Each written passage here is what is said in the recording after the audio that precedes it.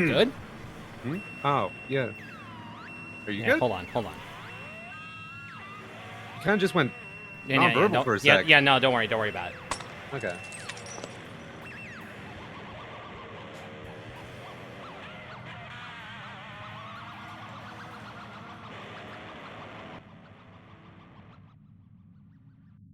And welcome in, folks. Welcome to Shootin' the Ship, episode 11. I hope I got that number right. The Deathmatch Wrestling episode with my friend and yours, Pecan-san here. Hello, I'm Pecan-san. I'm Cactus Pecan. Yeah, no, this is, honestly, I love this. I love this edit. I really love this edit that you made. Like, it's so fucking good. Like, actually, Mama Pecan's baby girl's coming home. Bang, bang. Pecan's baby girl is coming home.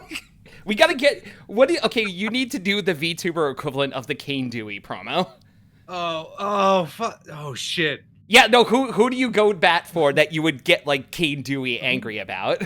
Who would I go to bat for that?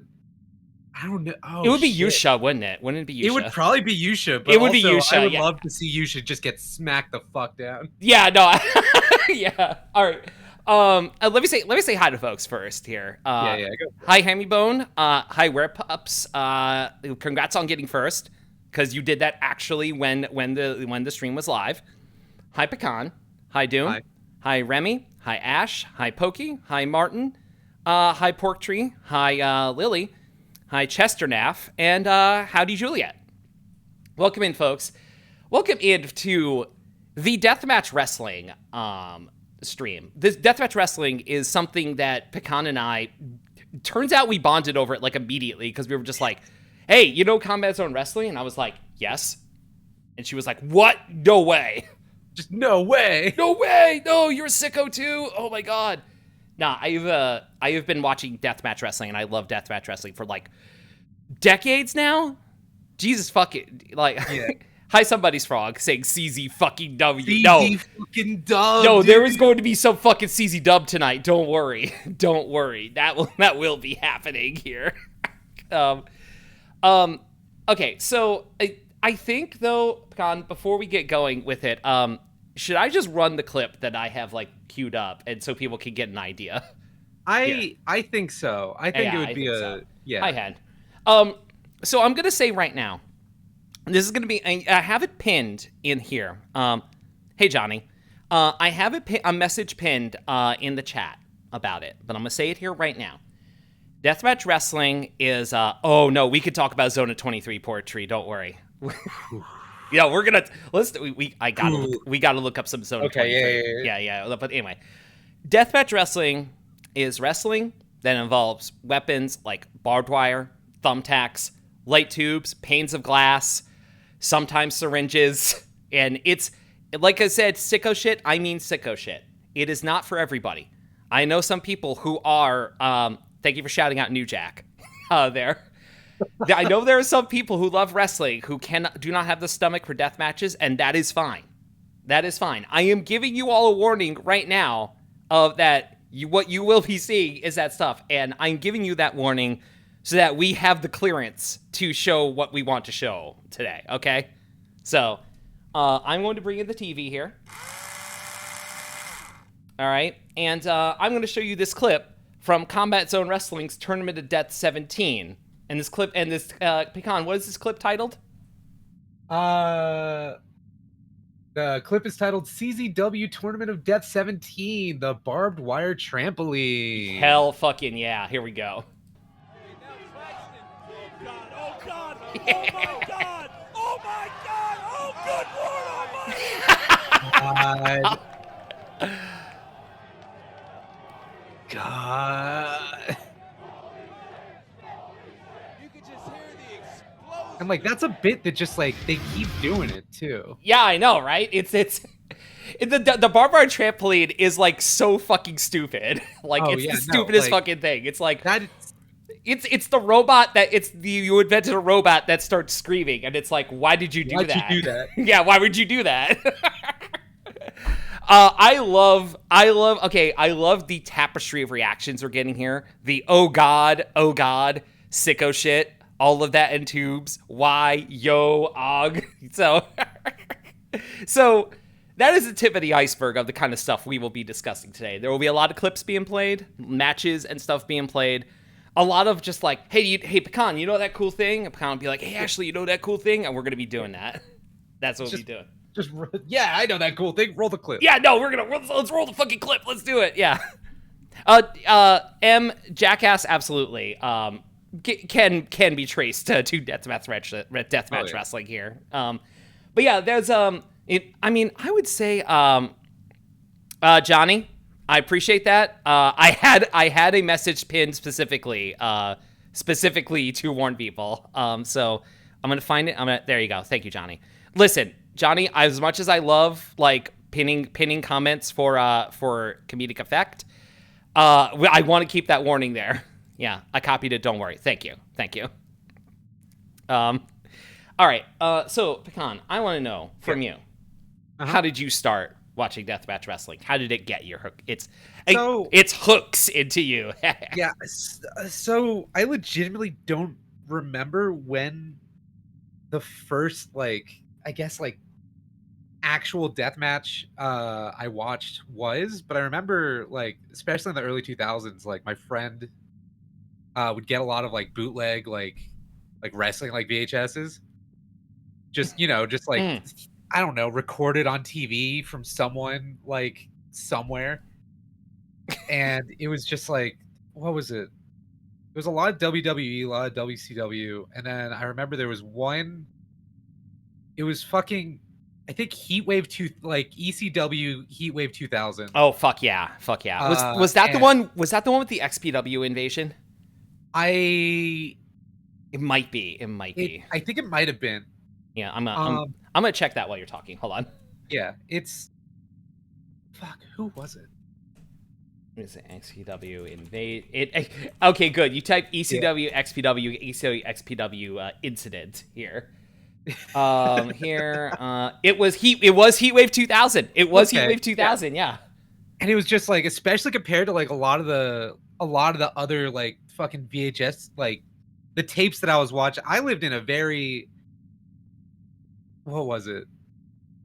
I don't want to say sanitary, but it was like, like no wrestling, no violent video games. Right. Like, A very strict, household. A very strict household. Yeah. I feel that. Yeah.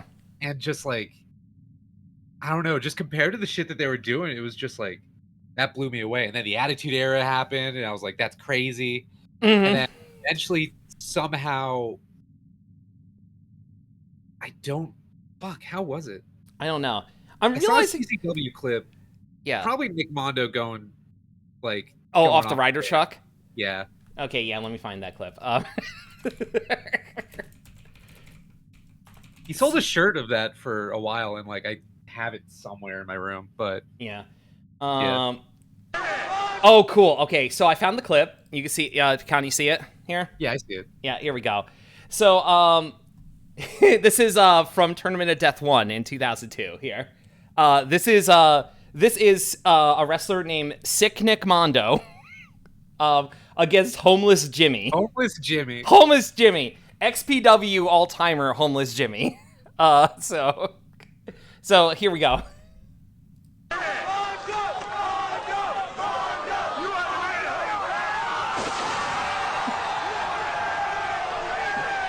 Yo, huge shout out to Homeless Jimmy. Huge shout outs to Homeless Jimmy. Honestly.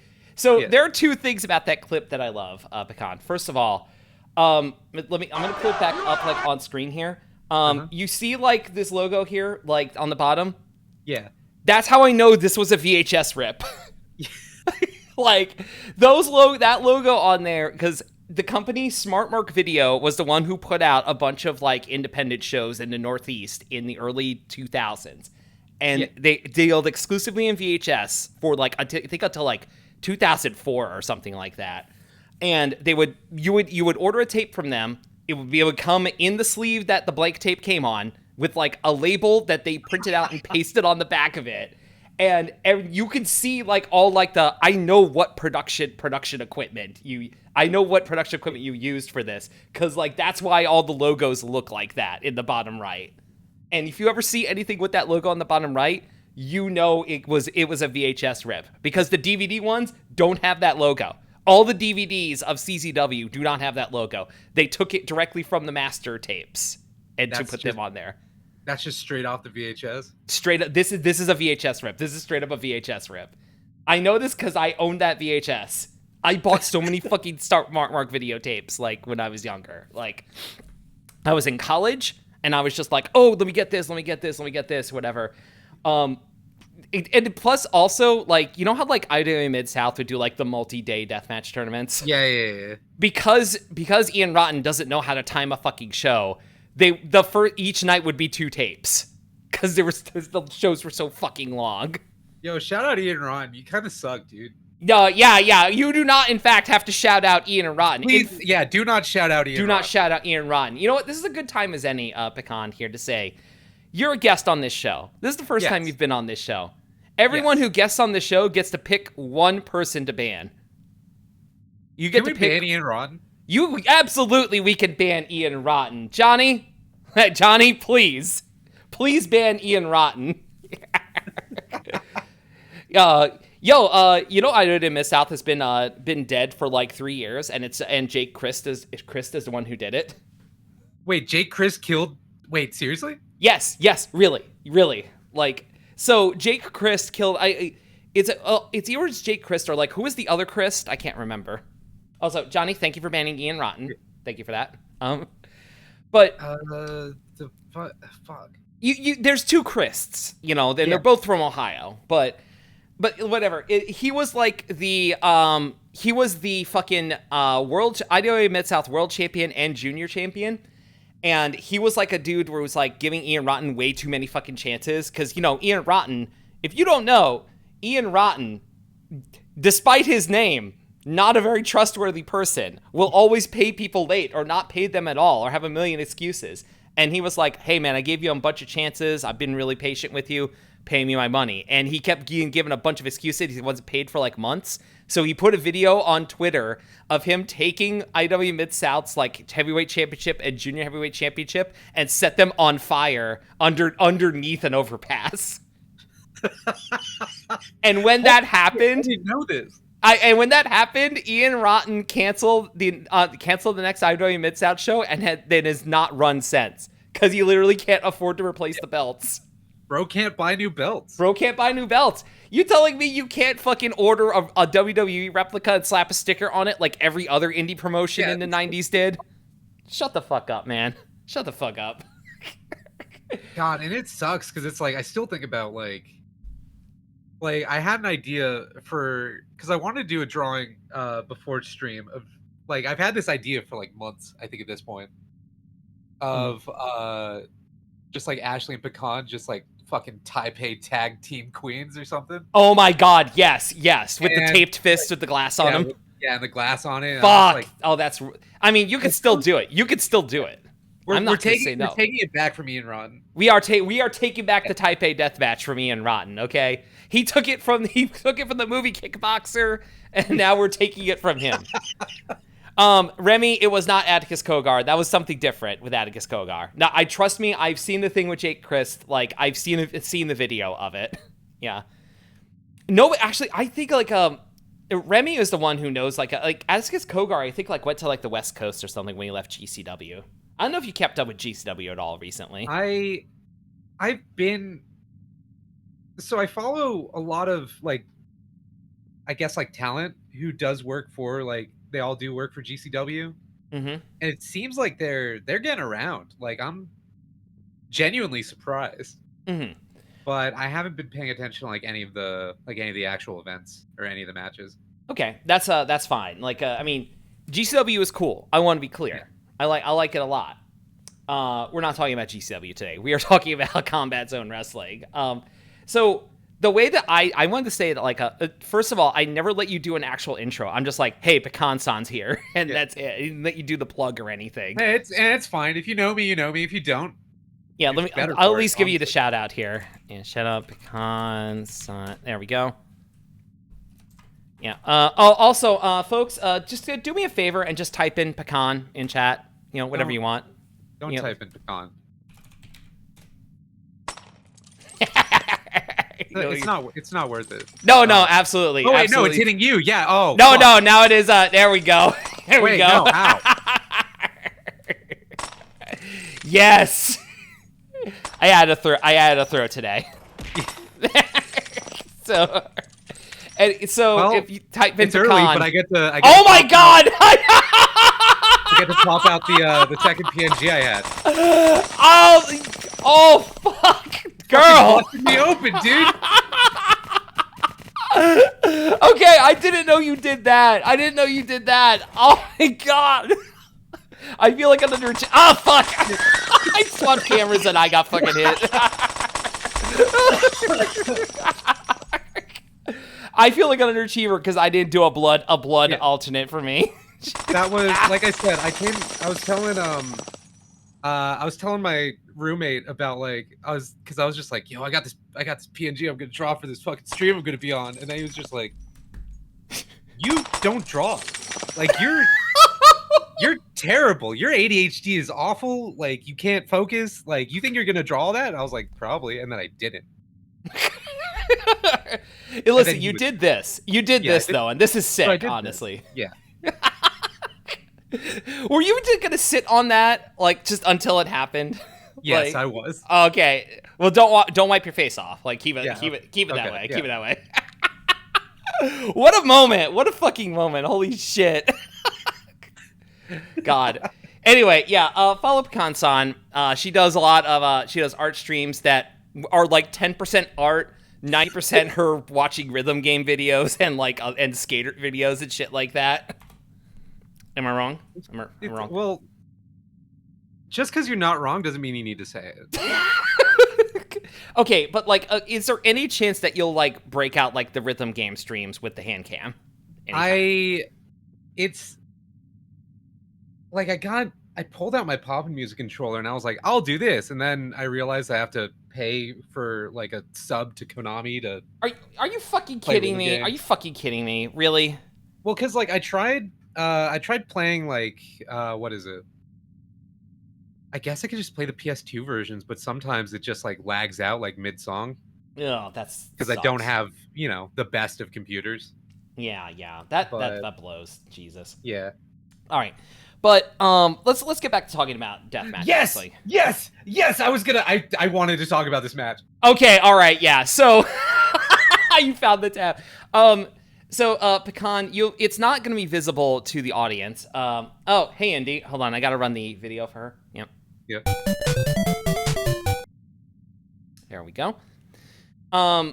So this thing is. Have you not seen that before? There's so much shit on your stream that I just have not seen, or that I'll just catch glimpses of. You gotta watch the product, girl. I do watch the product. I keep you on while I draw. Oh, I appreciate that actually. Yeah, that's very nice. This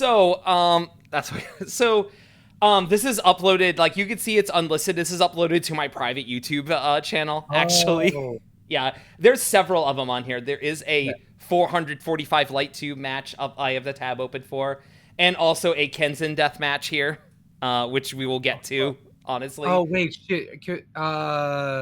Yeah. What's up? Can we show the video of them ripping the Kenzen out of Kobayashi's head at some point? Oh yeah, we can, but we have to show it going into his head. Okay, we do have to show it going into his head. Yeah, so if you could show him getting dropped onto Kenzen and going to his head, then we can show the one where they rip it out. Absolutely. Okay. Yeah. The backstage one. I know exactly what you're talking about. Yeah, God, that. Hey, I was actually at that Tournament of Death. Oh, God damn it. No, listen, okay. It's time for me to reveal that, I went to a lot of CCW shows when I was younger, okay? Basically, the summer of 2003, I went to almost every CCW show. Holy shit. Yeah. I was at Tournament of Death 2. I went to Cage of Death 5. Went to, some of the other, shows that summer. I've been to Tournament of Death 3. Then, a few years later, I went to Tournament of Death 9. And I went to Cage of Death 11. Oh, shit. Hey, we're getting raided. Hey, Vixie. What's up? Hey, Vixie. Hey, what's up? If only I can make up... Oh, God. Thank you, Lily. Thank you for showing everyone the new throw. here. Hi, Vixie. Hi, Kaja. Hi, Sarah. Hi, Ray. Hi, Groot. Anyway, there's a light tube throw now. Yeah. Welcome in, Raider. This is gonna keep happening. This is gonna keep happening. No, absolutely. No, it's great. It's great. No, I'm not upset by it. If I didn't want it to happen, I wouldn't have put the throw in here.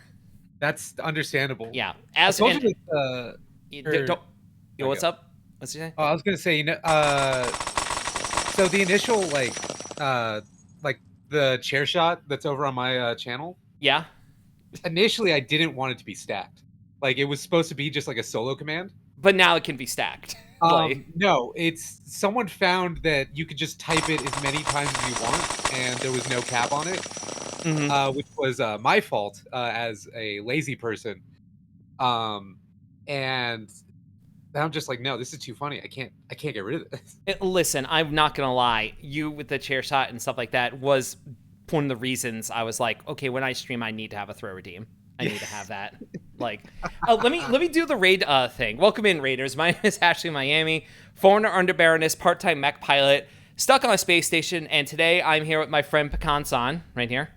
That's her. Hi. And we're talking about Deathmatch Wrestling, which is sicko shit, like this here. We're gonna play this again. Yeah, just play. That's.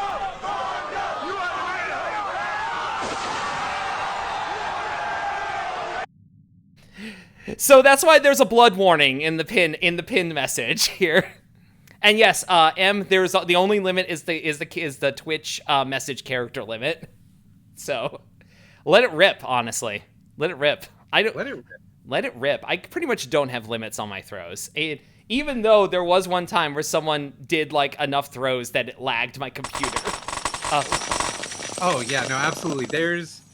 Hold on, there were so many light tubes there that the sound stopped. The sound stopped. Oh, Here, can you take some of these tube shots for me real quick? Yeah, I got it. Yeah, okay. It's fine. It's like rolling around in fucking crap. I got it. Yeah. Also, hi, Chipper. It's literally getting so loud, it's going silent eventually because it's overlapping so much. I like how some of the tubes aren't even breaking. I know, right? Okay, so Pecan, funny story about this throw. Yeah. So this is the 3D model from the game Backyard Wrestling 2. Yeah, from Backyard Wrestling 2. Yeah. Okay, but like I actually got Johnny to help me with this. Thank you, Johnny. Thank you, Johnny. Johnny knows Blender better than I do, and but it's like also I was like very busy. I was just like, can you just help me out because like the model and the texture were separate. But guess what? God. The light tube model is in 3 parts. Oh. Like the light tube model is in 3 parts, so he rendered out all the parts as separate models and textures. So when a Johnny, thank you so much. When the light tube hits, it breaks into the 3 pieces that it breaks into. And all I'm missing is like the spooky gas inside of them. As Dave Prazak says, as we discussed before stream. Yeah, the spooky gas. Yeah, the spooky gas here. So anyway, so what the fuck were we talking about before that happened? We were talking about a lot of shit. Oh yeah, the start with like Deathmatch Wrestling. For me, it was like, you know how like Mick Foley's book had like the King of the Deathmatch stuff in it? Yeah. That was just like, ooh, I was interested in that. And then like, okay, this is gonna be stupid, but me actually seeing video of Japanese Deathmatch Wrestling was clips of ICP's Stranglemania. I mean, okay. Like, it was a real... ICP is legitimately on that real shit when it comes to wrestling. They really are. They really are, honestly. Like, do not watch Stranglemania, honestly, because there's a lot of the 6-letter F word being thrown in there. It's the only reason I'm not showing it on this stream, if I'm being honest here. But they basically bootlegged a bunch of Japanese wrestling and put it on, like, VHS tapes and sold them. And a highlight video that I had to play in Real Player to give you an idea of the time frame of this. I had to play it in Real Player over dial-up in order to watch them. But I was like, oh my god, this is so cool. Oh my god. And that's how I got into Deathmatch Wrestling. And then when I was in college, I found a music video compilation of, like, it was Super Dragon against B-Boy from like Best of the Best 2. Oh, yeah. And I was like, oh, that's really cool. And then I found out about Cage of Death, and then it's like, oh, I'm a changed person now. I'm a completely different person now. Like, Cage of Death 4 sucks. Has been gained. Yeah, no, Cage of Death 4 sucks. I want to be clear. Like, so much deathmatch wrestling kind of sucks. I want to be clear, but it's fucking cool at the same time. So I say all that to bring up here. So this match here. Yeah, I'm just gonna zoom out so people can see like here. So this is from Big Japan Pro Wrestling in the year 2000, where they were doing a thing with. Thank you, Johnny. Thank you for shouting out David Arquette. Thank you. David Arquette did a death match with Nick Gage, and it's one of my favorite matches of all time. Oh yeah. Because like the thing about this clip is that some videos online have them, some of them don't. But like before they get in their car, there's just like, I think they're just standing looking at them in the ring, and then they just fucking turn around and like start walking Actually, away. wait, that is at the start here. Here, I'm gonna rewind it here. Because look, they're just pouring gas. This is what's called the Super Fire Road deathmatch. Yeah, see, there he's standing right there. They set the ring on fire. And then they just go and get the car. They're just like, also, hi Stag, you're busy, so you don't watch this stream. But yeah, like they set it on fire, and then like Matsunaga and Jun Kasai. By the way, those guys in the ring are in the black shirt is Nick Gage, a 20-year-old Nick Gage who looks like he's 40 in this. Like honestly, does. I want to see the ring on fire. Fine, okay, Stag, this is the match to watch. And that's Matsunaga in the driver's seat there, and that's Jun Kasai on the side. And the guy in jeans and no shirt, that's John Zandig. All-time name. Yeah. Nick Gage has always looked 40, and I love that for him. Yo, no, it is a hard 20. Also, Kasai was leaning out of the car and clotheslined Nick Gage there. God, he's so clean. I don't like it. Yeah, you because he has to have stubble and everything. Yeah. Born to be 40, forced to be 20. No, Nick. Oh, that's right. He gets hit by the car. I want to jump ahead a bit because, like, if Nick Cage on the fucking. This match is out of fucking control, honestly. Like, also, I love that it's outdoors in just like an abandoned lot that they just set up in. Like, this is the full match. This match is 22 minutes long. I don't know. I want to skip through it a little bit because we have a lot we want to talk about here. But I have to get to like the money moment with John Zandig here, where they chain him to the ring, like that. Oh no, I'm sorry. They drag him behind the car first for a bit. Here we go. Yeah, they tie him to the ring, and then they drive the car into him. But watch, how many does Jun have here? Not all of them, but more than he does now. Okay, let's get in here. Yeah. Deathmatch should only occur in empty Escape from New York empty lots. That is very true. Okay, I need to get to... Okay, where is the part here? Where the fuck is it? There's a part where they drive the car. They drive the car into him. Yeah, here we go. They're gonna drive the car into him. But you see, he's stopping it with his strength. Yeah.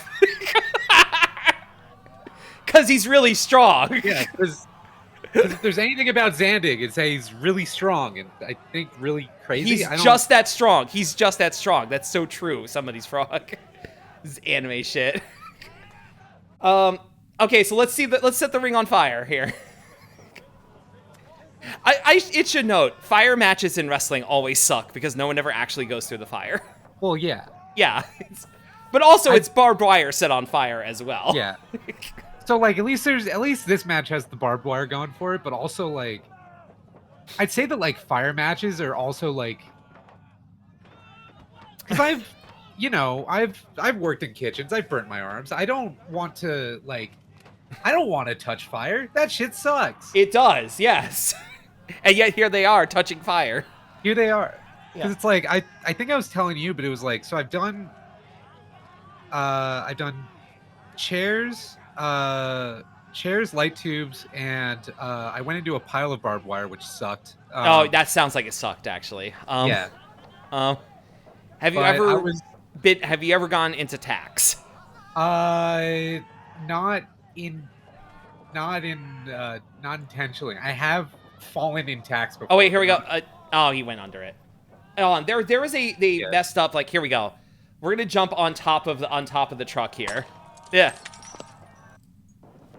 Oh wait, hold on. I think you said something. People are saying like you wrestle. No. No. We are talking backyard shit. We are talking backyard wrestling shit. We are not professionals here. Okay. I am not. So before WWE tapes, they'd say, "Please don't try this at home," and then You absolutely tried it at home. kids We would be like, both "Why would I tried try it this at home. And then you go over to your friend's house. He has a trampoline. He's like, "What if I just drop kick you off of it?" You're like, "That'll be cool." And then you get drop kicked off a trampoline, and you're just staring up at the sky for a bit, like, "What? How'd I get here?" Yeah, exactly. For me, it was like I have like done some of that stuff, but it was also in the context of it was part of a stage show for the band I was in. Oh, So, like, honestly. But also like I have been hit with light tubes like plenty of times. Yeah. I think the worst one though is like I did, the thing where like you take like a wiffle bat and you wrap it with tape with the sticky side on the outside, and you put the thumbtacks on the outside of the bat, and then you get hit in the back with it. The thumbtacks. That was me. That was me. Like... I got hit in the back with a thumbtack bat, and it absolutely left a perfect row of punctures on my back. Oh, it through a shirt, by the way, through a shirt as well. It was like a really thin, like pink girl shirt, but it went through the shirt like as well. Like, hold on. M saying we were staple gun motherfuckers. Hell yes. Oh yeah. Yes. How do you feel about staple guns in death matches? I think it's a good spot.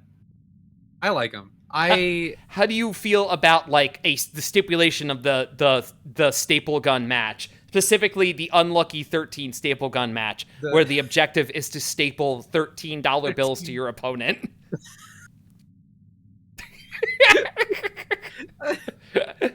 Okay, so I want to. You are aware of that match type, or did I just open your mind up? You just opened my mind to something that I was unaware of. Yeah, no. Here's the funniest part of this.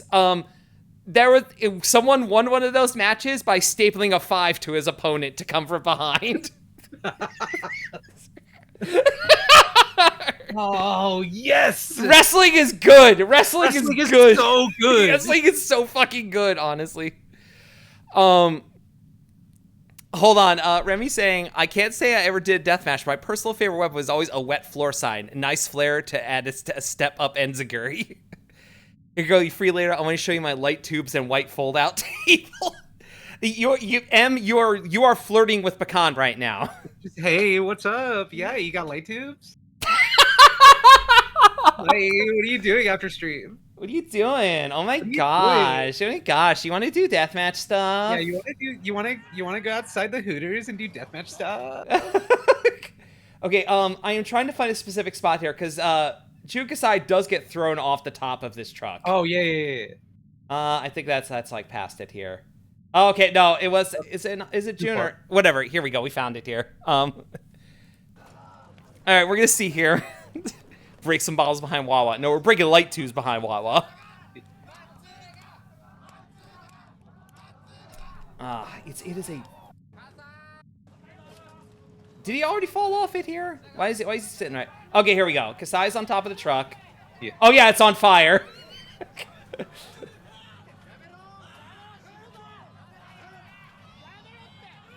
Cuts it for a rare plus with a $1,000 Lowe's gift card. Twirls hair. Don't threaten me with good time. Oh, here we go.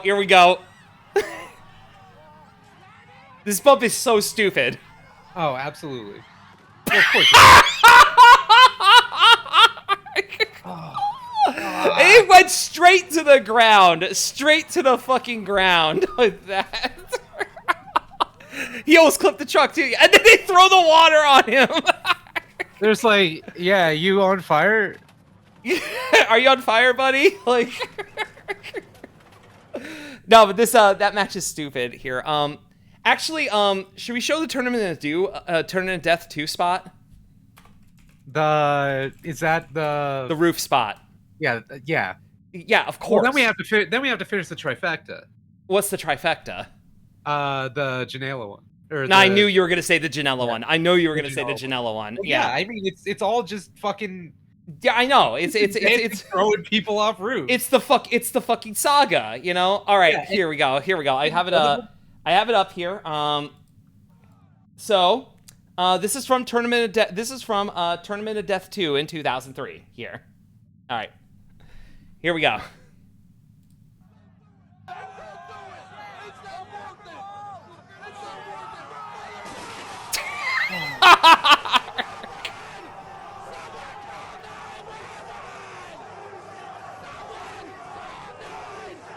God. Holy shit. Holy shit. Windows Movie Maker ass video. Okay, this is not an official video, I want to say. I mean, the editing is official, but yeah. Pecan, I was there live for that show. Oh. I was 5 feet away from. I was 5 feet away from that bump. I was like, I went over there and I was standing like, I saw them like fall directly in front of me. God. Like here, hey, guess what? I'm gonna fucking. You can't tell? I'm in this shot. Here. Somewhere in this crowd. Somewhere in this fucking Ashley pixelated. Miami. Yeah, Ashley Miami is in this shot right here. They're in this fucking shot. What if we held hands and jumped off a building? Yeah, no, not Danzig. Danzig is also dumb, but we're talking about Zandig right now. Yes, exactly. Fine, Ashley in this shot. Okay, there was like another CCW tape where I am much more prevalent. Like I end up being like front and center for like a spot in it. I am not showing it because you could very clearly see my fucking face in it, you know? Oh, Remy, you weren't making a joke. You said you weren't making a joke. You said it on accident. That's a gay her moment. God. Oh, typo. All right, so I will find the Janela bump. I will find the Janela. Yeah. It's just like he keeps going up on roofs and just throwing people, and none of them go well. Zandig, like, you talking about Zandig, right? I'm talking about Zandig. Yeah. All right. It's like, yeah, what? Like, but damn roof. See, this one is more modern because it has like a bunch of vertical videos from smartphones here. So this is if you watch wrestling at all, you probably know Joey Janela from All Elite Wrestling. This is pretty much the video that got him like fucking noticed. This is him wrestling John Zandig, and they're about to go. Noticed was him being a fucking monkey on the rafters and like almost killing himself. Oh yeah, like in the ladder match against Leo Rush, which was like 6 months after this, by the way. So here we go. Oh, good God on high! Oh yeah, there's fire. Also, there's light tubes in the back of that truck. What the fuck are we seeing right now? There is barbed wire in there too. Yes. Oh God! No! Chill out, bro. You're loud. Don't you dare! Holy shit! Holy shit!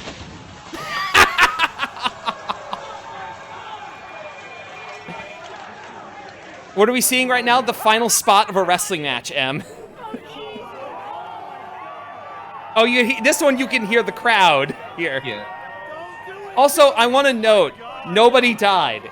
Under none of these videos today, nobody died. I would not show you a video where somebody died. I mean... How one cutting off is so funny. It's so good. I hope they have the view from the top of the roof there. I mean, they gotta. Yeah. Dude sound like a Paul Heyman if he cared about people.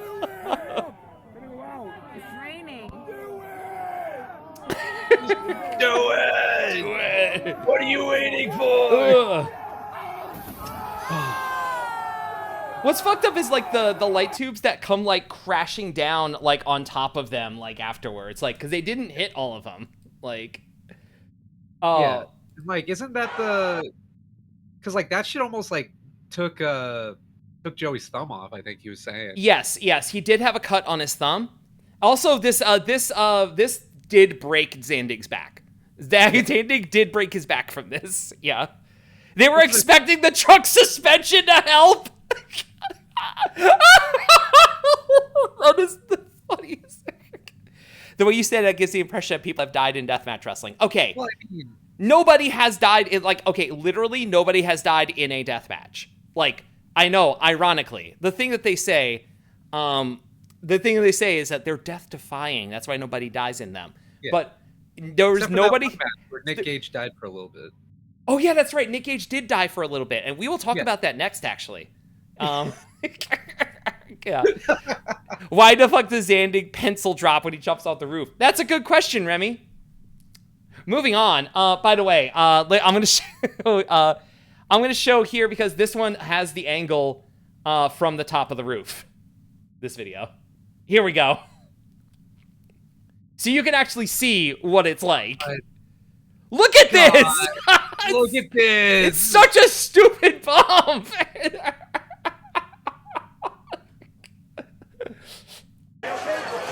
Oh my god. And it's like he's trying, it's like trying to do like one of those like TikTok trick shots where someone bounces a ping pong ball into a cup, you know? Like it's such a small thing he had to do.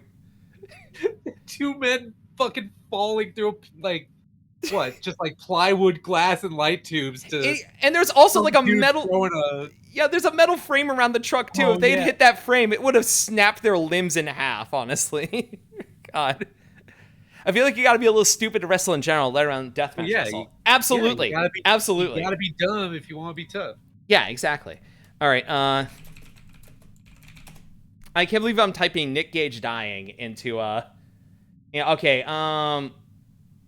The only clips I don't know if there's any like from the actual match other than the fucking. There's the dark side of the ring, but it's like that Vice owns that footage. We can't show that. Like, absolutely cannot show that. But okay, yeah, this is the moment where he this here where he's in a match against Thumbtack Jack. This is the finals of Tournament of Death 8 here. It was the finals. Oh shit, it was the finals. It was the finals. If you remember, okay, so what's going to happen here is there's light tubes like connected here. I'm going to show you the shot of like what it looks like here. There are light tubes like all around the ring, like this right here. And Nick Gage is going to be thrown through the ring, through the ropes, through those light tubes, and he is going to get a cut on his side that immediately starts bleeding, and they rush him to the back to try and patch it up, and then they literally had to bring an evac helicopter in to take him out, to take him to the hospital. So Pecan, I'm gonna roll it here. Yeah, go. Yeah, here we go. And yet, he is facing a guy named Thumbtack Jack here. And there are panes of glass in the ring as well. Also, Thumbtack Jack's pants, yes, they were white to begin with. A lot of good wrestle names, honestly. Like, fucking... Yeah. How about Brain Damage? That's a good one. Yeah, Brain Damage. Brain Damage, Thumbtack Jack, Mr. Insanity, Toby Klein. You have to say the whole thing, like the Prince of all Cosmos, you know? Yeah. The what? It's not platinum blonde hair, considering all the blood, honestly. The guys who have platinum blonde hair are the actual wrestlers who do like 2 death matches in their entire lives. And also Jun Kasai. Also Jun Kasai, yes. Shout out to Steve Carino, honestly.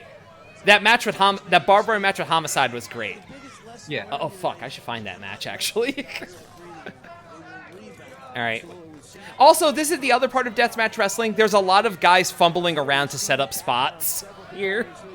Like the one that's fucking bolted to your fucking table. Yeah. There was footage of this man demanding that he go back out to the ring because he doesn't want to go out like a bitch. Moments later, he was pronounced legally dead.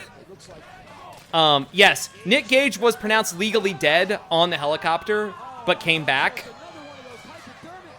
Oh yeah, there's needles in his head. You can't tell because the video quality is so bad right now. But Thumbtack Jack is sticking needles into his head. I have to go soon since you asked. The match that made me emotional was Jun Kasai versus Desperado from Deathmatch a few years ago. That was so good. Okay, yeah, no, we're pausing this. That match is so fucking good. I've always loved El Desperado. That match is so fucking amazing. Like, that match kicks fucking ass. It kicks so much, and I'm just like, I don't know, I know it was probably never like a fucking huge like goal of his, but just seeing Kasai like in like a New Japan ring got me feeling emotion. I was just like, fuck. It's wild, Fuck, yeah. Man. He made it. Yeah, listen. Hi Sheeburger. Hi Sheeburger. So the deathmatch wrestling, a lot of times it's like portrayed as just like, oh, it's just garbage wrestling and everything like that. But there are like well-respected wrestlers who not only, think deathmatch wrestling is cool, and they're like, man, I wish I could do that. And like Desperado was one of them. Minoru Suzuki, like shoot fighter Minoru Suzuki, respects death matches and respects Jun Kasai, and has said Jun Kasai is one of the best wrestlers I've ever met. Yeah. Like he understands. He fucking gets it, honestly. Okay, so let's go back to Nick Gage dying. Yeah, let's. Here we go. Yeah, so they have stuck needles into each other's heads. And now Thumbjack is bleeding on the beta class. I think this is it right here. I think this is the spot here. I think where Nick Gage is thrown through the ropes. Yeah, it's going to get... Yeah. No, reversed. Here it comes. Ooh. He's going to lift up his arm. There it is.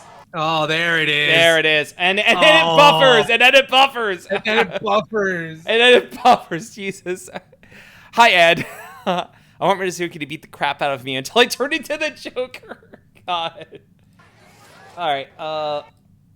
So they basically rush him out. Yeah, no, YouTube has said, no, enough of this one. Yeah, no, here, you can kind of see how fucked up he is here. Yeah.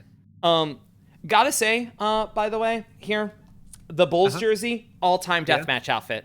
Oh, yeah. All-time deathmatch outfit. The fucking Jordan Bulls jersey, very good. Can I be real? Yeah.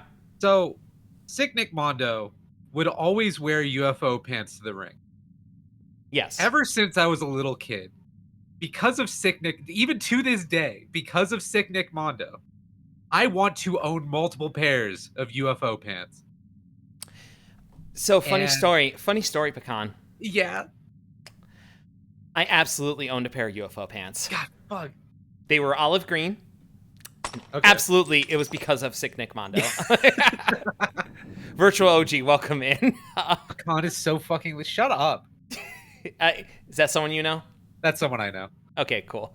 Also, Pork Tree. Yes, Nick Gage did have to get airlifted because there were so many people there. The ambulance could not get to him, so they literally brought in a helicopter to airlift him out of there. And in the helicopter is when Nick Gage was declared legally dead. And then he came back. So if you hear Nick Gage saying, I was dead, oh, fuck. Thank you, Johnny. Nick Gage was declared legally dead, and they revived him. So think about that sometimes. It was shortly... Well, I was going to say shortly after this is when he got arrested for robbing a bank. Yeah. By the way, Nick Gage robbed a bank and then went to prison for a couple of years. Because he had his fucking face out. He did have his face. Listen, that was like, I was living in Florida at the time, and like I had like a friend of mine who was in wrestling, who was like followed wrestling with me, texting me about Nick Gage. Yeah, I know. Texting me, be like, Nick Gage got arrested. I'm like, what the fuck are you talking about? I'm asking on my flip phone that I had at the time. But yeah, like he got arrested. He spent time in jail. He cleaned up his act, and he had like a couple of wavering moments after that. But like Nick Gage went to jail, cleaned up his act, and then became like one of the best wrestlers on the indies after that. Like Nick Gage is a great person. Did you have a Razor? No, I had a Sprint phone. That was not a Razor. It was nothing cool. Shout out Nick. He did get jacked in prison. He did. Yeah. But Nick Gage is one of the nicest people you'll ever meet. He, honest to God, has threatened to beat up people for not being respectful of trans people. So just no. Nick Gage is an ally. One of the best allies we have. Yeah. Yep, Nick Gage died, robbed a bank, then said trans rights in that order. In that order, that is how it happened. Fucking order. Yes, absolutely. Was that did he put that on Twitter? Where the fuck did he put that? It was a cameo someone got from him and he put on Twitter. Anyway, so we're in it right now. We got to show the weed whacker spot, right? Yeah, we got to show it, right? Yeah. We gotta. We got to show it. Okay. So so we're going to go to Tournament of Death 1 here, which is the finals with Sick Nick Mondo and okay. Pecan, the part I didn't like is coming up here. Sick Nick Mondo is wrestling. Okay. Yeah, no, listen. It is 2000. It is the year 2002 in this video, okay? That is why there was a wrestler named the Wife Beater in this video. It was literally 22 years ago that they came up with this gimmick on this awful New Jersey-based fucking promotion. No, it's not great. It's not great. Yeah, it's pretty bad, and there have been multiple times, like during the week, where Ashley would just message me, just fuck, we got to talk about how there's a dude named Wife Beater. We got to talk about it because he's so fucking intertwined in the history of Combat Zone Wrestling. We have to talk about him. And it sucks. It sucks. Okay, but yeah, I am putting it out there that we know it's terrible. Okay, it's terrible. Anyway, the Wife Beater is going to hit Sick Nick Mondo. Oh wait, hold on. Nick Gage update. He said free Palestine and threatened Benny. Wait, Benny who? Which bitch Benny are you talking about? Yeah. Because also, like, you know, I'm glad Nick Gage said that. Yeah, because... hey, hell yeah. Wait, who is Johnny talking about? Oh, Benjamin Netanyahu. Who the fuck is that? The Prime Minister of Israel? Oh, yeah. Okay, yeah. Fuck that guy. Fuck him. Yeah. The Benny. Yeah. Here we go. The Benny. Yeah. No, he doesn't get to have a fucking nickname. Yeah, no, fuck him. All right. So Nick Mondo is going to get hit in the stomach with a weed whacker here. I am saying that so that you know to look away if you don't want to see it. So here we go with this. I don't think there's any shortage of blood here at CZW tonight. Live at Dover, Delaware. He's got the weed whacker up. Yeah. Here he comes. It's a human being, not a plant.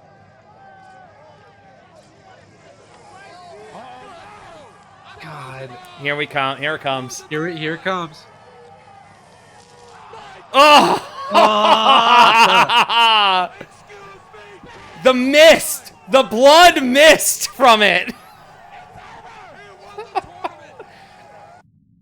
Yeah, and there's the aftermath photo of it. Yeah. Hi, Ellie. Hi, Ellie. I'm so sorry you came in. I'm so sorry. Because it's like... I'm so sorry. Hey, listen, there was a pin message. There was a pin message about it. Hello. Anyway, so that photo of him like afterwards, I did that for a charcoal drawing for my art school. I made charcoal drawing. I want you to know that this is. I'm gonna say there is nothing but love in my. You are such a loser.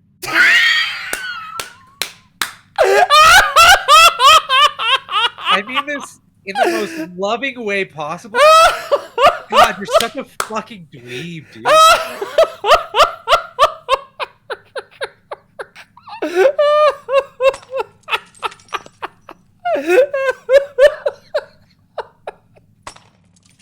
This is the hardest anyone has ever gotten me, I think.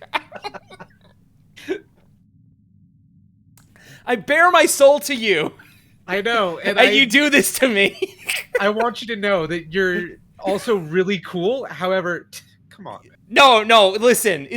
This is one of the reasons that I say I can never pass judgment on anyone's tastes in stuff. I'm a pro wrestling fan. I don't deserve rights. Yeah. Pro wrestling fans do not deserve rights. Me especially. Wait, hold on. Before we decide whether or not you deserve right. Okay. So there's a question that's been on my mind, and this is kind of Yeah, please do. it's kind of like a side note from like all this like deathmatch shit. But hey, how do you wipe? Oh, it's a good point. How do you So wipe? imagine, Yeah. No, yeah. Set it up. Set it you- up here. Yeah. Yeah. Okay. So here's the setup. Yeah. So you just got home from work. It was a stressful day. You got Taco Bell, and Oh. gotta drop a deuce. Yeah. So you do your business, and finally it's time to wipe. Yeah. So how do you do it? I mean, like. Are you sitting? Are you sitting? Or are you standing? Of course, I'm sitting. If you You're sitting? stand, Okay, if you cool. stand up when you wipe, you're insane. You're a lunatic. What are you doing? You have to sit because you have to spread it apart to get in there. Right on, okay. Of course you're sitting. Of course you're sitting. Of course you're sitting. Yeah. Yeah. No. It's of course you're sitting for it. Yeah. And then it's like that's front to back. Yeah. Yeah. It's front to back. Yeah. Yeah. Okay. Yeah. Absolutely. Wiping strats. Yeah. I mean, the real wiping strap is the bidet, but not all of us are privileged enough to have one. Yeah. Look, I'm a broke bitch. Yeah, exactly. You think I got bidet money? Yeah. Listen, there are some people who stand. Not so serious, Nick. Thank you for following. Yeah. Like, thank you for following after the how do you wipe question. You don't wipe mid shit. Yeah. That's just inefficient. You get a bidet for $30. You do not understand how broke Pecan is, okay? Look, if I spend $30 on a bidet, how am I supposed to afford like this $500 watch pre-order? Huh? What did you pre-order? Huh? What did you pre-order? Super Groupies had a Hatsune Miku watch for like I think $300, and I bought it. See, this is the part where I know that we are completely different people. It was only $300. Hold on. I have to auto mod here. If you buy another $500 watch, I'll kill you.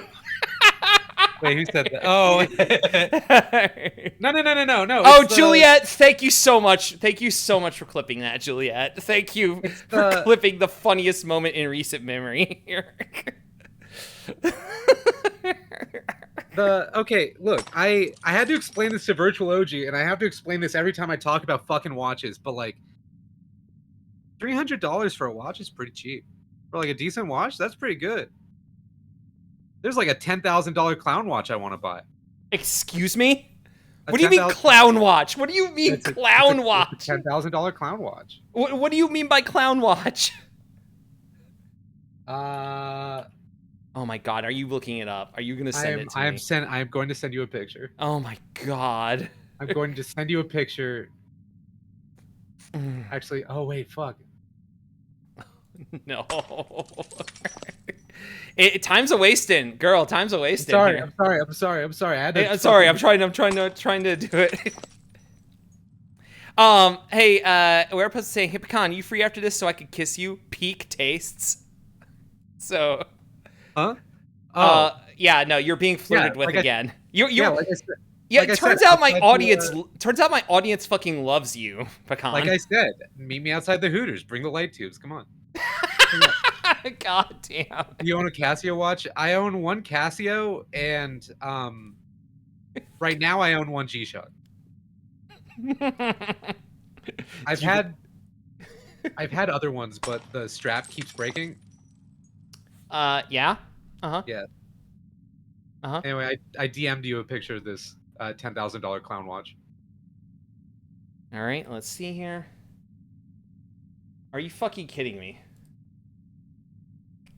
Are you fucking kidding me, Pecan?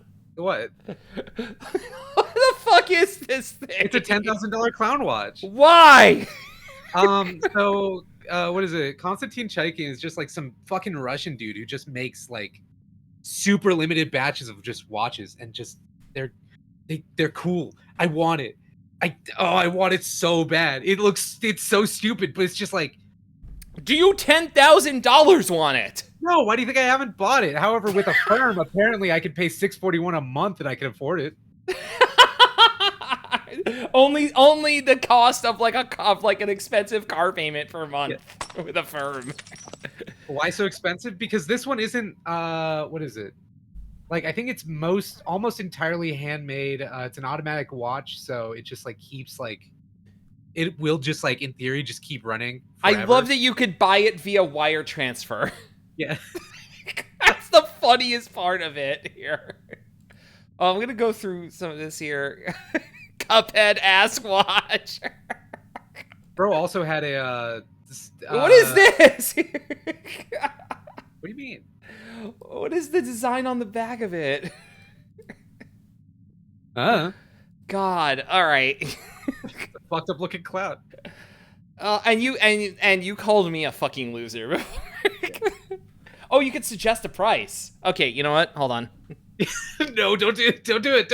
Oh, I need to log You have to in? make an No, account, yeah. no. I'm not logging in. Fuck that. No, we're not doing that. Anyway. Handmade, automatic, 1 of 200, Russian, of course, it's 10K. 10K! And again, I don't want to say this again, especially for something that's $10,000. That's pretty cheap. Johnny also saying this watch looks like the warden from Super Jail. And then life on the outside. Just ain't what it used to be. Oh my god. Okay. So Johnny has actually sent me a few of the Nick Gage videos here. Okay. Yeah, here I don't want to go through like all of them because I want to get back to watching wrestling clips, but here I got this one of him in the trans. Oh god. Yeah, Nick no, Gage look at this face. here. Yeah, here we go. This is from June of this year. It's the man, the king, the god of this shit, Nick fucking Gage. And I'm making this video because it's Pride Month. So happy Pride Month. And shout out to all my trans people. Because trans people are human beings. So if you want to fuck with anybody that's trans, you're fucking with me. And if you fuck with me, you know what happens to you. And you already know what it is. It's MDK all fucking day. Happy Pride Month. I salute everybody. Love this guy. I fucking love this guy so much. Yes, it's so good. Everyone say video of all time. Hi, Odd. Yeah. Whenever I think of Nick Gage, it's either this video or it's a tweet of him asking if Squirtle was an alien. God. But yeah, this isn't an isolated incident. This is like, this video is like the third or fourth time he did it. So you know it's for real. Like Yeah, he's been doing it enough times to buy the fucking the fucking trans rights shirt. Yeah, exactly. Like in the first one, he was like, I was paid to say this, but I would have said it for fucking free, and he would done that. So you're proud. Have you seen Desperado without a mask? Listen. The match that he had with that Desperado had with Hiromu, where he just rips his own mask off in the middle of it, is one of my favorite fucking moments in wrestling. I fucking love that. It kind of reminds me when. Oh wait, no. What? Fucking. Yeah. No, yeah. Hold on. I lost the moment. Never mind. Okay, no, that's fine. Anyway, so we talked about Nick Gage dying. We've talked about Tournament of Death. We've shown Sick Nick Mondo getting hit with the Weed Whacker.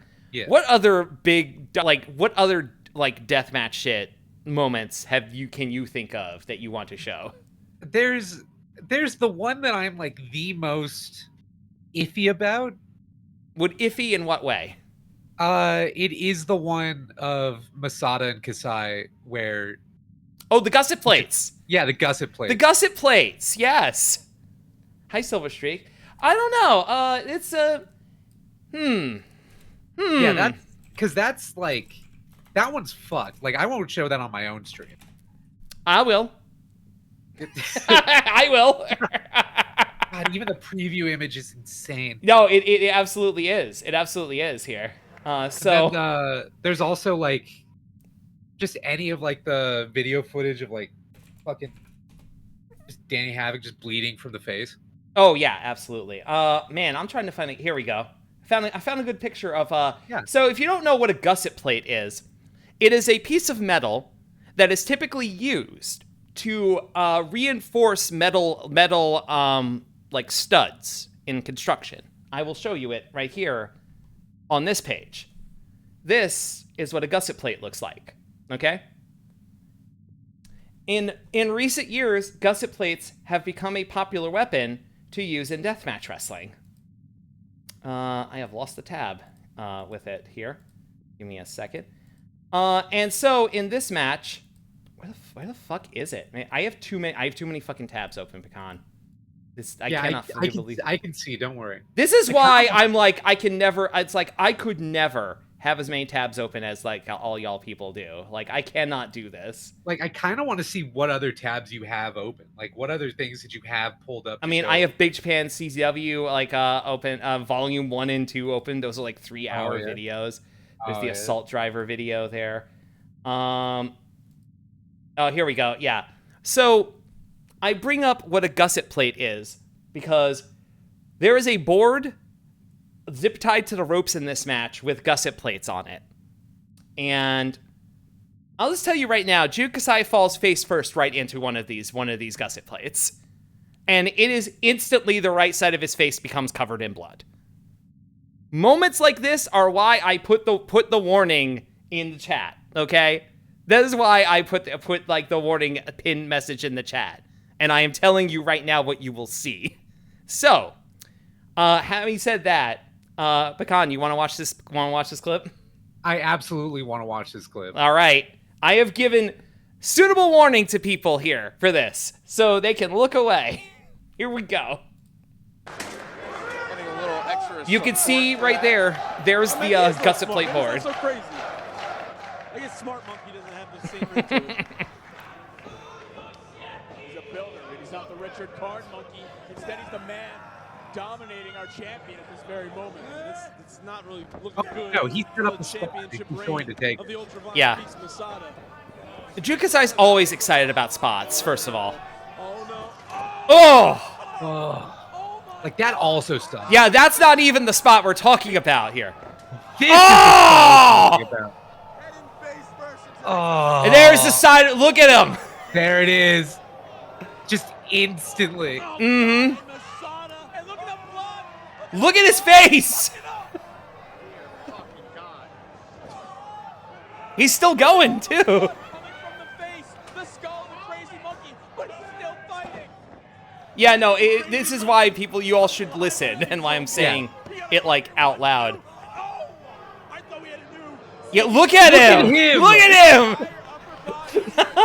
God. So, and you know he's married to children. Yeah. Dudes rock. That is true. So, gusset plates. Yeah, they are.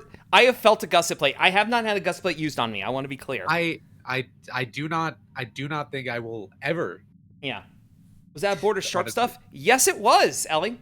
It was a board of like a gusset plate. Imagine something that's like 3 inches by 2 inches with a bunch of like metal teeth on it that's used to reinforce like struts in a building. Yeah. Dudes are severing vital arteries. There's also, what is it? Like, there's that one, I think it's a Dark Side of the Ring, or it's just an interview with, oh God, what's his name? Who owns CZW now? DJ Hyde. Yeah, the fucking, like, DJ Hyde setting up for a tournament of death. Where he's like, this is a gusset plate. He just, like, takes it, he puts it on his head, just taps it lightly. He's like, and that's in there. Yep. Exploding barbed wire. Oh, we could look at some exploding barbed wire. Absolutely. Oh yeah. Why not? Yeah. But we gotta do the Kenzin. Oh yeah, we do have to do the Kenzin. Oh no, not that here. Not that thing down there. So let me see like okay, here we go. So I think I have to like show what a Kenzin is as well. Yeah. That was a Viceland. That's right. Viceland did do a documentary about Tournament of Death. Yeah. So I'm gonna show this here. This is a Kenzin. It is like used for flower arrangement because you stick like the branches like and flowers and stems like into them like that, and it holds them up. It's, you know what else you can stick into them? People's faces. Just people's faces. People's faces. Or you could drop them down onto them on their head. Or, as what we're going to see in the clip that I'm about to show you, you can place one on top of someone's head and then swing a chair at them to hit it in. So, once again, First time you've seen one for its intended use. No, absolutely, absolutely. So, they eat one of these down. My God. Yeah. So yeah, one of these is being set on Japanese wrestler Abdullah Kobayashi's head, and he's about to be hit with a chair to lodge it into his head. So yes, it does get stuck. And at the end of this video, they pull it out with a pair of pliers, which I think is actually more fucked up than it going in. I can't watch them. Opinion emergency. I didn't mean to activate that. I actually cannot watch them pull it out. I look away from that.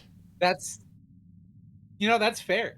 Anyway, let's run the clip. All right, let's run the clip. Emergency. Yeah. Well, what's your opinion, streamer? My opinion is that Kenzan are fucked up. Here we go. Yeah. Oh, thank God he doesn't have Well, no, Kenzan are nice. It's when they get used to Yeah, get oh, matches, it's- they get like, Oh!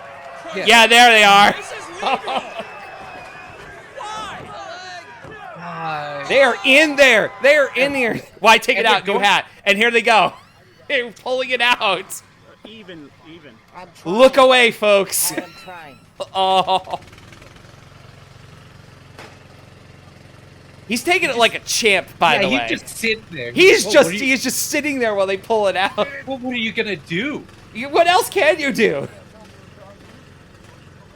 Also, like, you know that this was his idea. This spot was his idea. Oh yeah. No, it is. Yeah, this is why I'm telling people, please look away. This is why I am giving you guys, like, I'm so clinched right now. I know. Yeah. Wait No, till you it's see fine. how his It's- head looks like rubber when they're pulling it out. Yeah, Liz, I want to hear. He's the on a sound. chair. He's on a chair. Show that pic of him in the glasses. Oh! That noise it made. Yeah, it's like fucking Velcro, dude. It's insane. One more. What are the medics thinking when they treat these absolute lunatics? They know what's going on. They know what they're getting into. Schlop. Here we go. He's laughing about it. He's laughing about it. God, have you watched any of the DDT like King of Street Racer The shopping street like matches. yeah.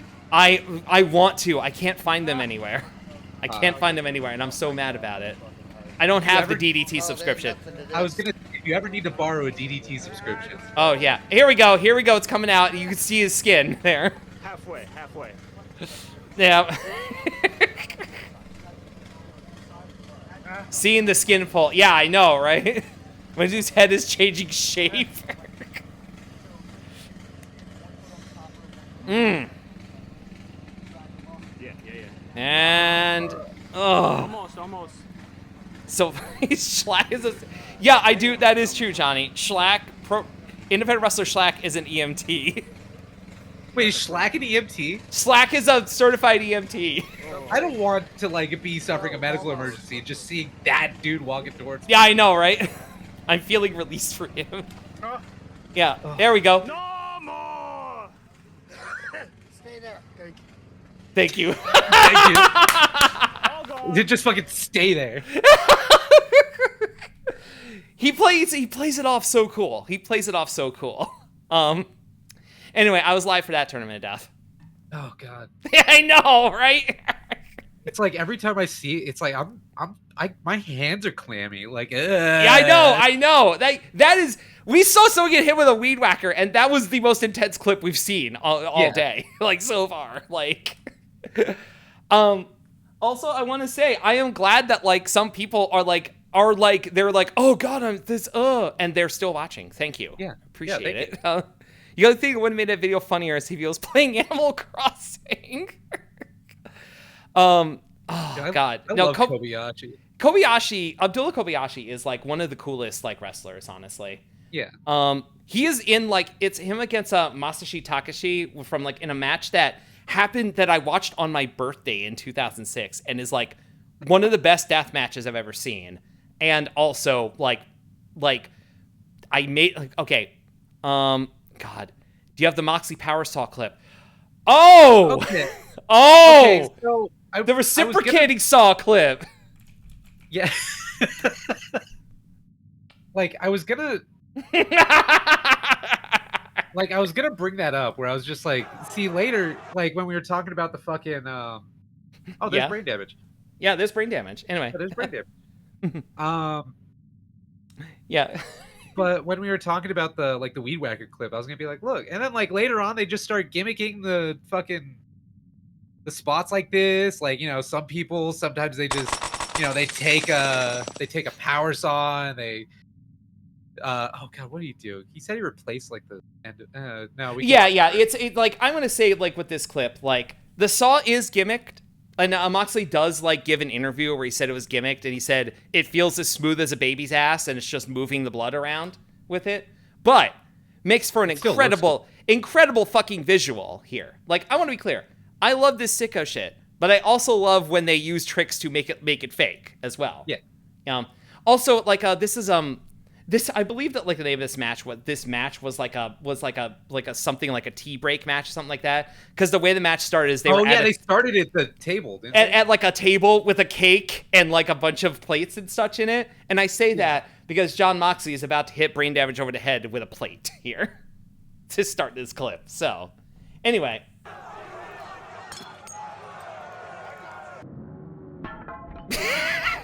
Yeah. I don't think the dishes are movie magic though.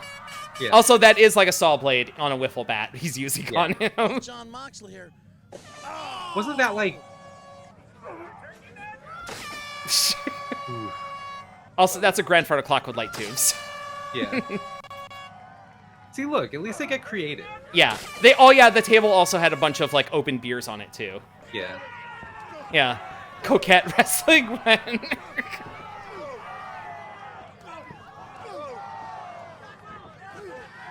Also, the thing with brain damage that he throws really fucking hard punches. Yeah. And there's the saw.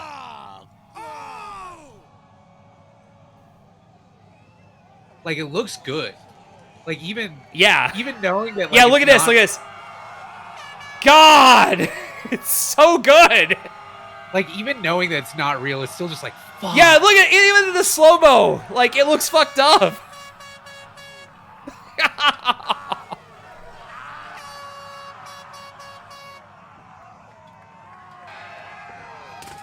It's not, no. Like, it literally, like, John Moxley gave an interview, like, years after the fact. He said, yeah, no, that was fake. It was fake. And it was, listen, it fooled people so much that, like, after that show happened, people, like, went online and were like, Deathmatch wrestling's go too far. Moxley's gone too far. I can't believe they would do something that dangerous. And it's like, fucking work the marks, brother. He worked the fucking marks.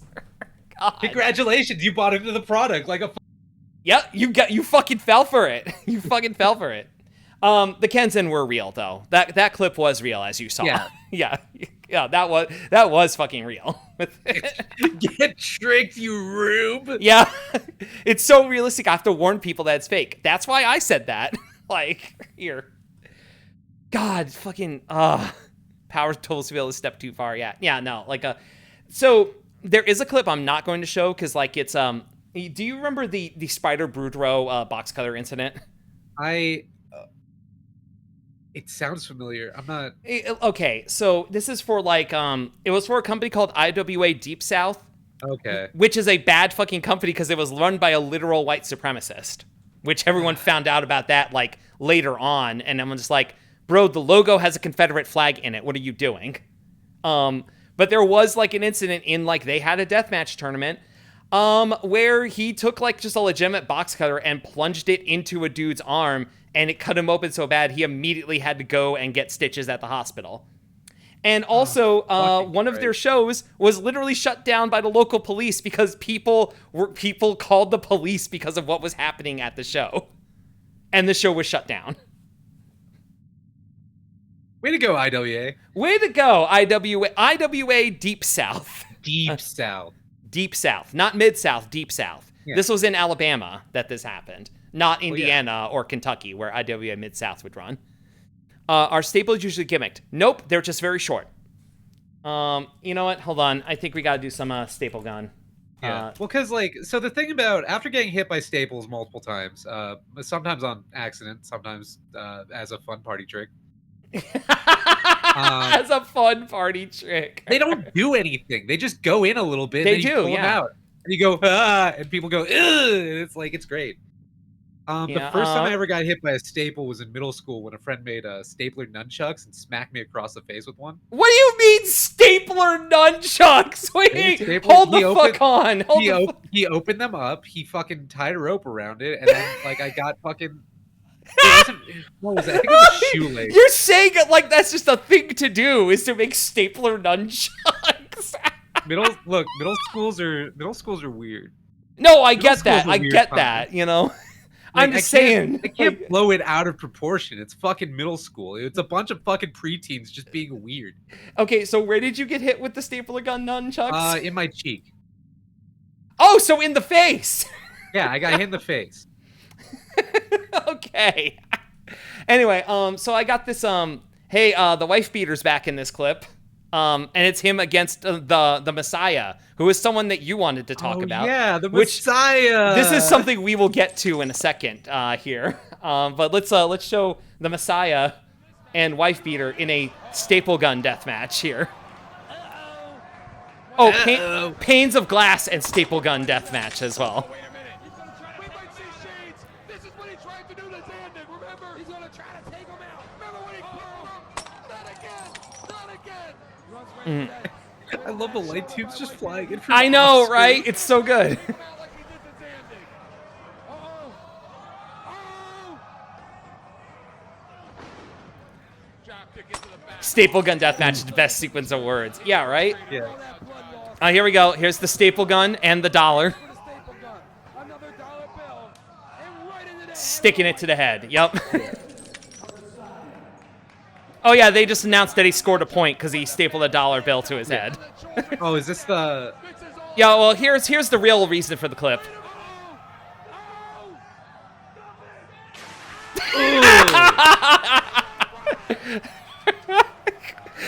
You lured in because it's a staple gun match, and it's like, by the way, there's a pane of glass. By the way. I love that people laugh at this. I love that like people are like your initial thing is to laugh at it. Screen cap at mid-break should look insane. That's a good idea, Hammy Bone. That's a good idea. Hold on.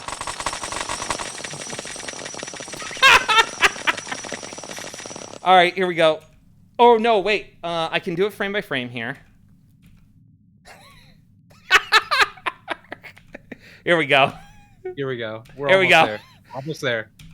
By the way, I want to note that it's like this is a pane of glass set up on like 6 chairs stacked on top of each other. Oh, hell yeah. Here we go. Here we go. Yeah!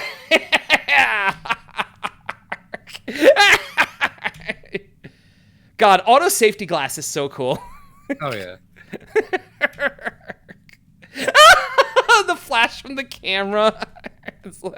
Icarus falling to Earth.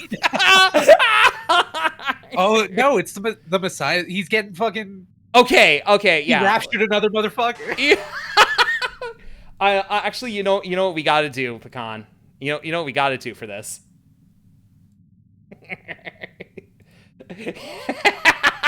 25 speed.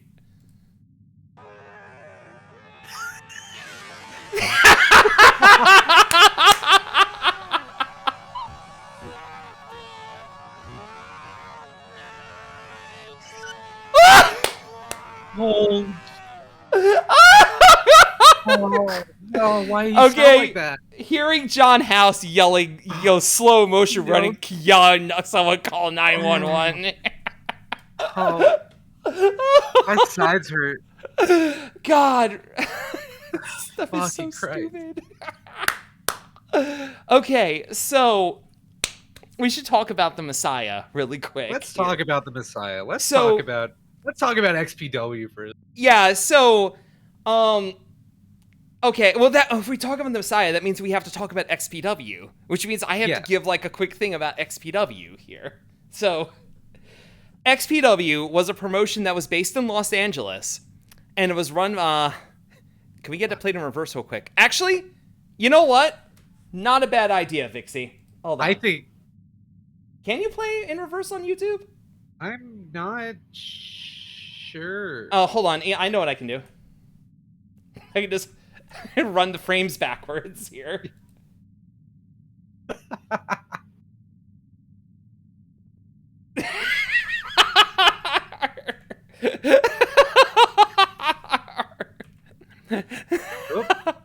Here he comes.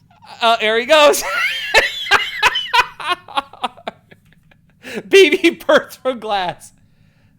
Behold, he is risen. You have no idea, Vixie.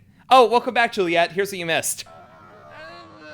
Oh, let me play it. Let me play it at normal speed. This is all about guts, courage, freedom. Uh-oh. Oh.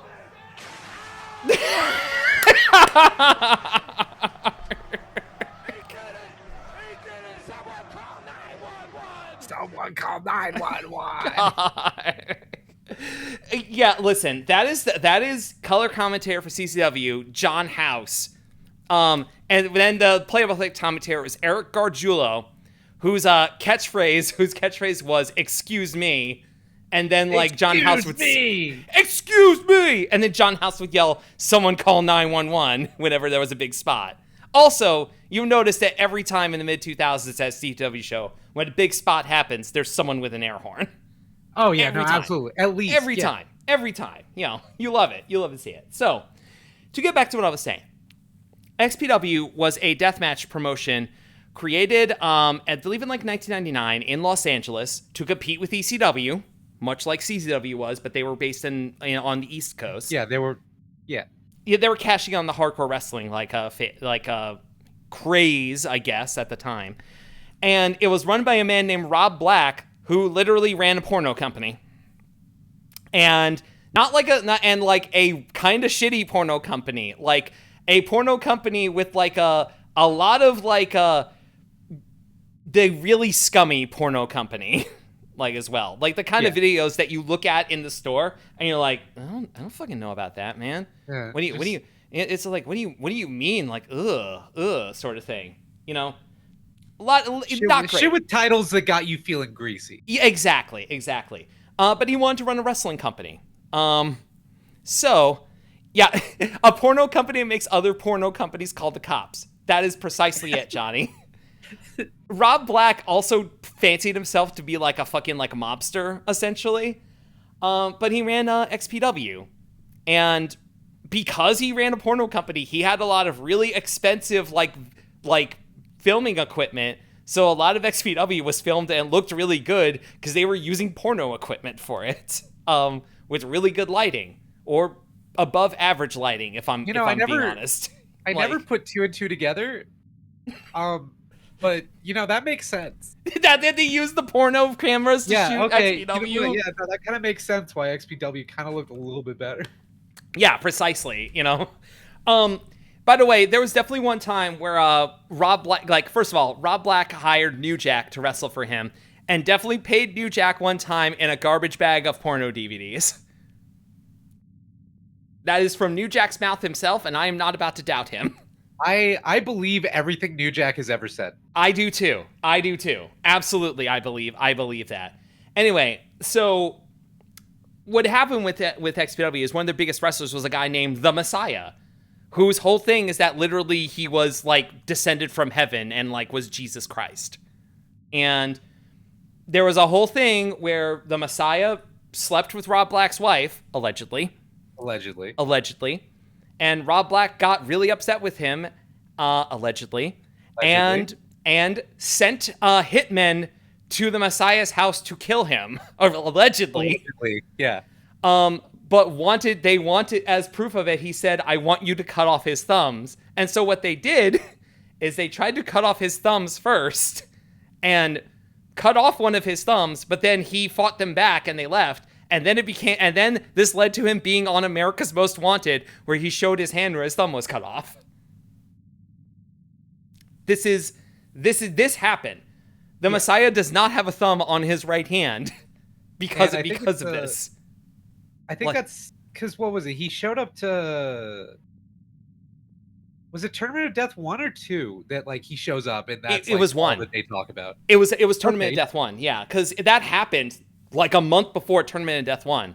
Oh yeah, that shit was still wrapped up and everything. It was still wrapped up, yeah. And Nick Mondo literally hit his hand with a light tube in the middle of it to sell it. Like, but yeah, like Messiah showed up for the tournament and wrestled, but he kept wrestling though, even though he like was missing a finger.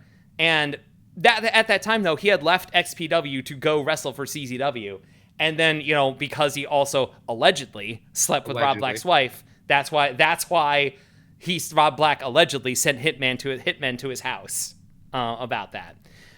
This is all covered in like the Dark Side of the Ring as well, but I did notice stuff before it happened. So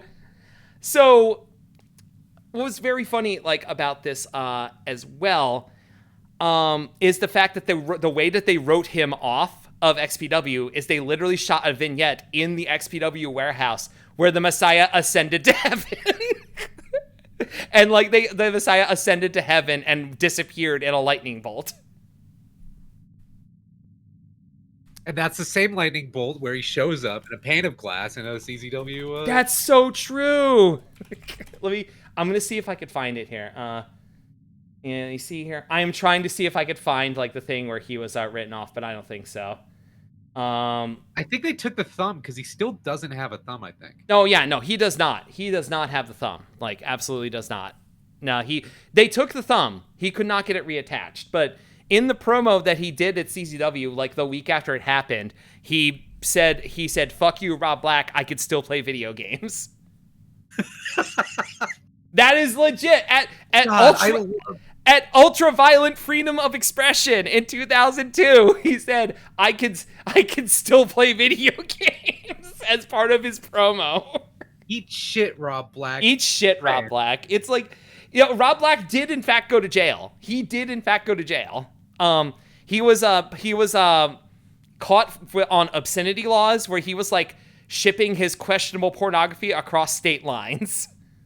And it was like, dude, you're in California. You're already skirting the line of legality with these. And then you start sending them out of state. And that's how they got him. And like, that's how XPW closed.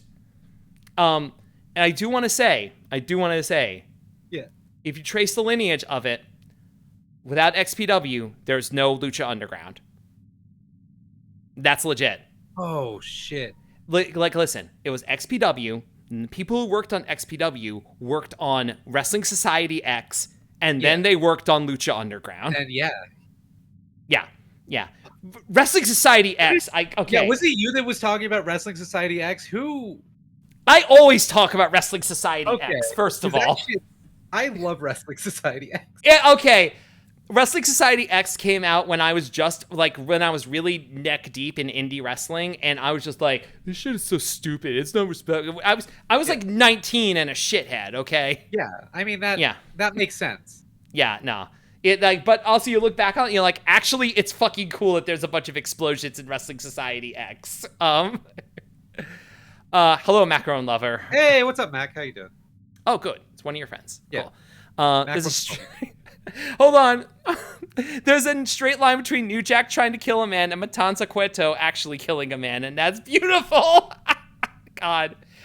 I do not think I'm going to show any XPW stuff because I feel like that's like CZW stuff I don't give a shit about because like CZW is not coming for anybody's copyright sort of stuff. But like I would show Wrestling Society X, but like that's MTV. That's MTV like stuff. So I'm a little leery about that. Okay, you know? Yeah, that makes sense. Oh, yeah, no. Multi-time WWE heavyweight champion Seth Rollins got his brew break in Wrestling Society X. Yes, he did.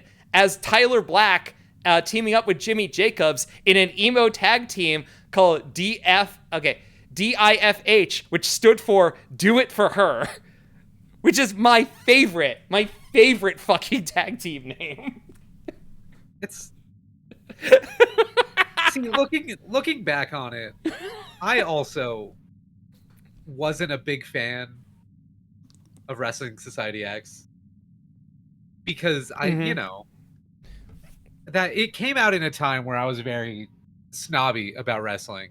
Yeah, no, same, But absolutely. looking back on it, that's the sickest shit I've ever heard in my life. No, it really is. It really is. Like, I'm just like, oh, these like post-production effects. Like, no, that's fucking cool. The actual thing I don't like about Wrestling Society X is the fact that they hired Teddy Hart in that.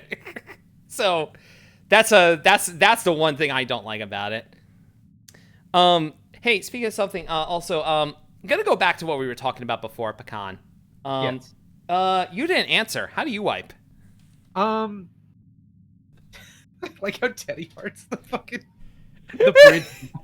Listen, the best friends clip with Teddy. Oh shit. Okay, no, hold on. Don't answer that, Pecan, because we got to do the most the most important Seth Rollins / Tyler Black clip, and it's this clip titled "Moonsault off the Fat Guy." Fat guy. So here we go. Here we go. We didn't take Scoville's blood pressure though. He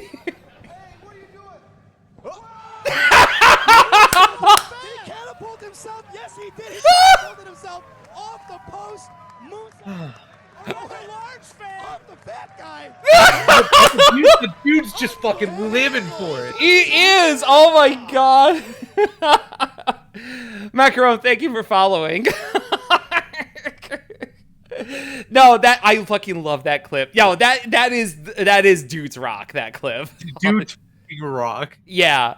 Also, I do feel like I want to mention with regards to XPW, there is a revival of XPW going on right now. It's not nearly as big as original XPW. They literally have a right-wing MAGA faction in it, so fuck them. Fuck them. God damn it. Yeah, and you know who's the leader of it? Fucking Necro Butcher.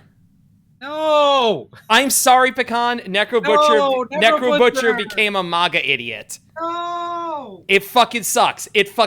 I'm sorry you had to find out this way. No! End the stream. I need to fucking go lie down and I'm sorry, Pecan. Emotions. I'm sorry. Oh, I love Necro Butcher. Not anymore. He doesn't love you. He doesn't love me. He doesn't love you. Johnny, thank you for banning Necro Butcher. Thank you for banning Necro Butcher. Thank you for banning Necro Butcher. Also, hello, Aardvark. We're watching bloody wrestling videos. We can hold hands in Menards. It'll be okay.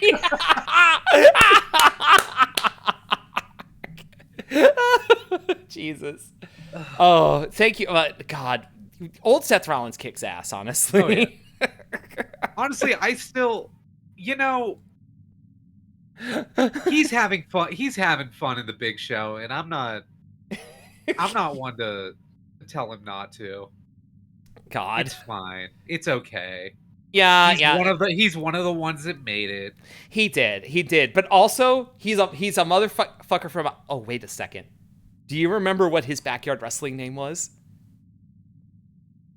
Wait, no. Wait, shit. Oh my God! Do you not remember what Seth Rollins' backyard wrestling name was? What was his backyard wrestling name? God. Literally just God. Wait, was it just God? It was just God. And listen, this is canonical because WWE did do like a behind the scenes like a vignette on him showing him growing up, and there was a thing where he went through all his previous wrestling names and he looks to the camera and he says, God. He canonically confirmed that his backyard wrestling name was God. God. It was God. Oh, I love wrestling. I love wrestling so much. Oh, I love wrestling. It sucks. Wrestling sucks so hard. It's great. It's fantastic. Oh my God. Oh, hold on. Hammy Bone has hey, Hammy Bone, is it okay if I show this screenshot on screen? Just it was just God. Yeah, G-O-D. But yeah, Hammy Bone, this one that you sent me that you screen capped of one of our conversations. Okay, yeah. This is a picture of Abdullah Kobayashi, as in the guy who had the Kenzans in his head before.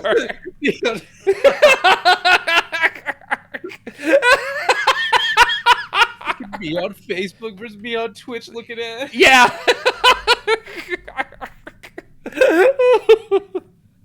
I named myself in Pokemon Leaf Green. We were all kids once. That's true.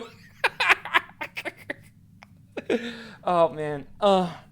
Hey, Pecan, how you feeling right now? I'm feeling pretty good. Anyway, to answer the question that initially started, just to get it out of the way, because I don't want to seem like I'm dodging Yeah. the question, because I also wipe like a normal motherfucker, which is sitting down. Thank you. Thank you. However, what the fuck do you mean? However, sometimes early in the morning, my shit's kind of fucked, and my back don't work too well, and I have to kind of stand up a little bit to wipe if I can't get full range of motion sometimes, if that makes any sense, with my shoulders. And standing up helps a little bit. I'm disgusted with you. Yeah, me too. Jesus Christ. God. Okay. I am asking Pecan because we've been going for almost 2 hours now. Guess what? Oh, yeah, that's that went quick, honestly. Yeah. Do you mind if we take a 5-minute break?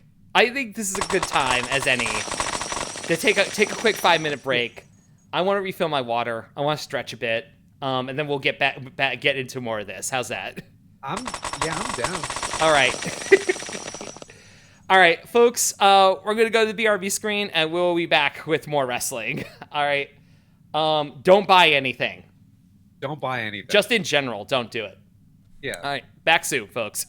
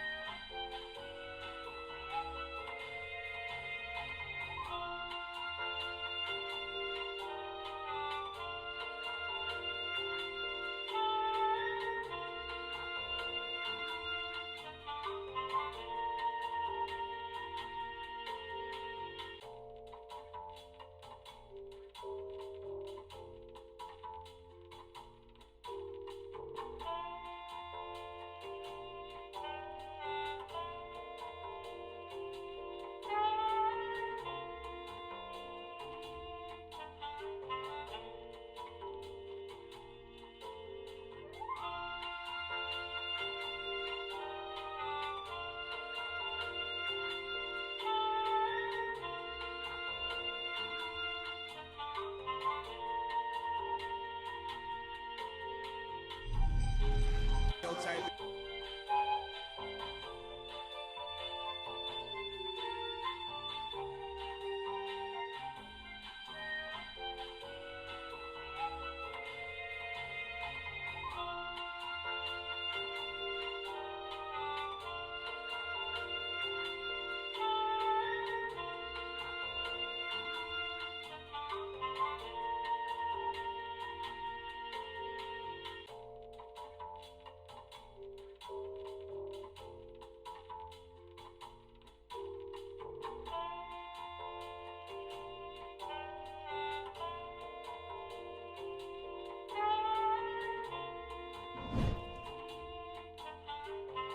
Oh!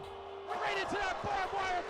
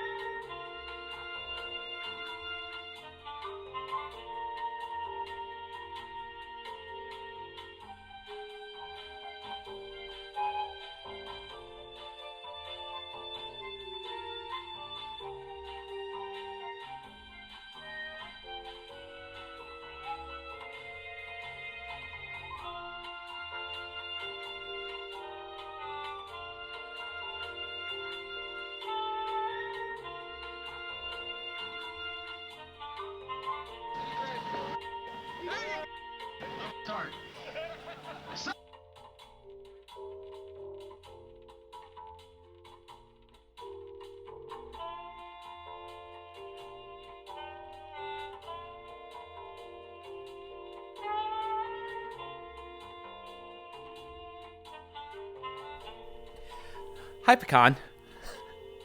Hello, Ashley. So, I unmuted because I asked you, do you know what John Zandig's gimmick was before he was John Zandig? And you said no. Which I do not, unfortunately. No, he was Or fortunate. an Ultimate Warrior ripoff named the Icon. God. Oh, fuck. No. Hold on.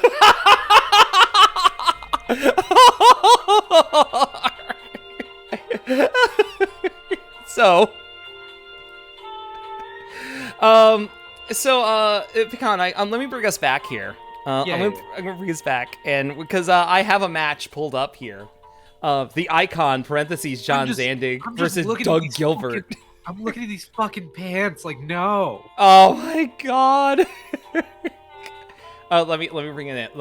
I'm bringing us back in. I'm bringing us back in here. Hi, folks. So you have it on screen here. God, you can see this, right? Yeah. Yeah. Oh, yeah. You just commented on the pants. But yeah, in the blue pants, that's John Zandig. That's John Zandig. Oh, yeah. Look at that gut. That's John Zandig. Yeah, no, it's unmistakable. It's unmistakable. You'll see his fucking muscle gut, and you're like, oh yeah, no, that's John. Oh, yeah. No, That's John Zandig. Yeah. Yeah, that's our boy John Zandig. That's our boy John Zandig. These VTuber looking pants.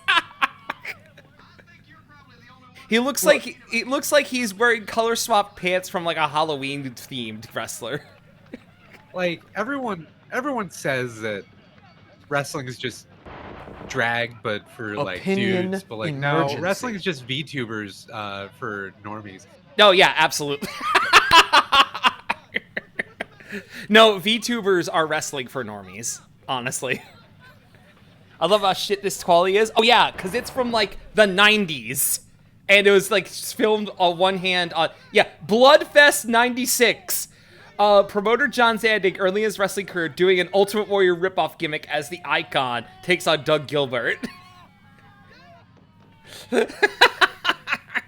God.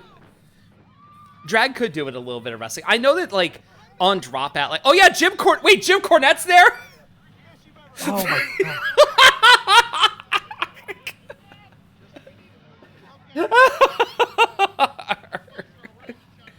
God.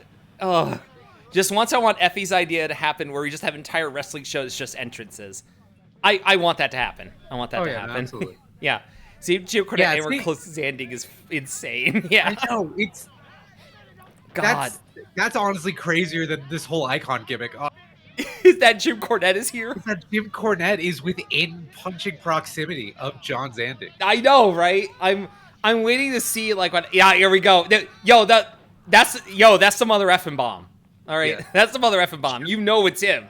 You know that's John Zandig. I kind of want to. All right, I've had enough of this. Yeah. What do you want? What do you want to do, Con? Can I like retroactively take back the previous ban so that I can ban Jim Cornette? I think we might have banned Jim Cornette already at some point. Oh, okay. But you know what, Johnny, go ahead and ban Jim Cornette just in case, or let me know if Jim Cornette has already been banned. Here. Oh, you know what? Actually, this was mentioned before. Why'd you remove the ban on Jim Cornette? Oh no, he banned him again. Thank you. Thank you. It was mentioned before, and I think we should watch some of it. So Zona 23. Yeah. Zona 23 is a Mexican promotion where all their shows are held in junkyards. Like all of their deathmatch shows are held in junkyards. It's so good. It's so fucking good. I hope there isn't music on this. Okay, yeah, it's just clips. All right. So we're going to watch 2 minutes of clips from Zona 23. Well, there was some other Mexican promotion I was following that was... Oh. No,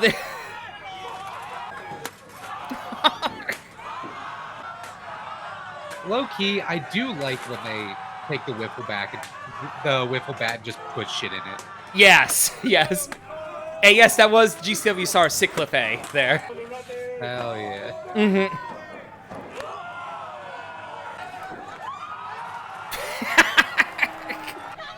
See, the thing with, like, also, just, like, not just, like, with Zona 23, but a lot of Lucha Libre just, like, casually has, like, weapons. Yeah, there we go. There's the light tubes. Yeah. There's the light tubes.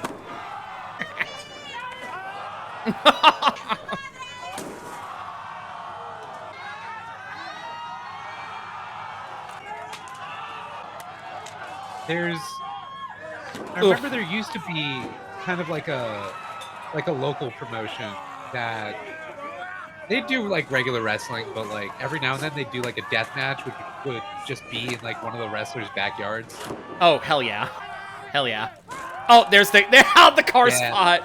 Here's the real reason you watch Zona 23, for car spots.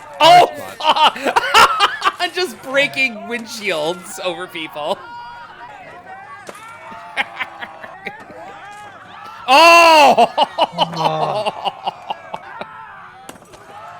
The one light tube there. Oh, God.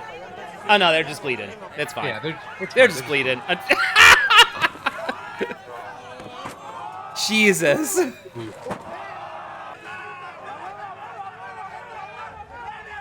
I love that this is just like, you know, it's just a sizzle reel. We don't have to watch any of the other matches. It's just match. It's just we're just seeing the stuff here. Yeah, we're just seeing the dudes going into the cars. We're not watching them drive the cars over and yeah, exactly. Yeah. And like fucking tease the spot. We just get the spot. Yo, like that.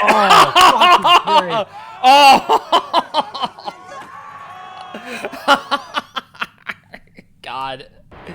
I just wanted to touch on Zona 23 for a second there because like that is a modern promotion, but it's so fucking good, honestly. Oh yeah. Anyway, so Pecan, I wanted to talk with you. The next topic of discussion here. Oh yeah, Remy, you're right. The thing about deathmatch luchadors, they're still luchadors. That is true. Yeah. Like, and I think this is something that's like why I like Big Japan Pro Wrestling a lot as well, is because they're not just dudes hitting each other with stuff. They're actually really good wrestlers that just happen to wrestle in like with cinder blocks and barbed wire and panes. Yeah, like any of their serious, like what is it? Because they got the. It's like they have two divisions, right? Like they got their strong division, which is just generally good wrestle matches. Yes. And then they got their sicko shit, which is also pretty good wrestle match. It is, yeah. And they kind of like distribute the main events like between them, I feel, as well. Yeah. Even though like Big Japan absolutely was fucking built on death matches. It absolutely was built on death matches. But no, one of the I remember the first before we get into this. Yes. I still remember the first like BJW match I ever saw, which was what was it? It was like the Razor crucifix or whatever. Oh yeah, the Junkasai the razor blade Junkasai- board. Yeah. Yeah. You're right, Pecan. I should look that up. Yeah. Continue talking. Continue talking. Yeah, Here. well, because it was like I just remember what was it? Back in the day, like when the WWE Network like first like started doing online shit. Well, no, when they first started uploading all of their like ECW like tapes into the archive and putting it on their website was Mhm. like that was the 2 months that I paid for fucking For the network. Yeah, for the network. Where you paid your $9.99 for the I network. paid my $9.99 for the network so that I could watch every single ECW pay-per-view I could. And then I you canceled. stopped paying. Yeah. Hell yeah. Well, and then I think I watched not Swerve. Fuck. What was it? There was one other show that was pretty good that I watched.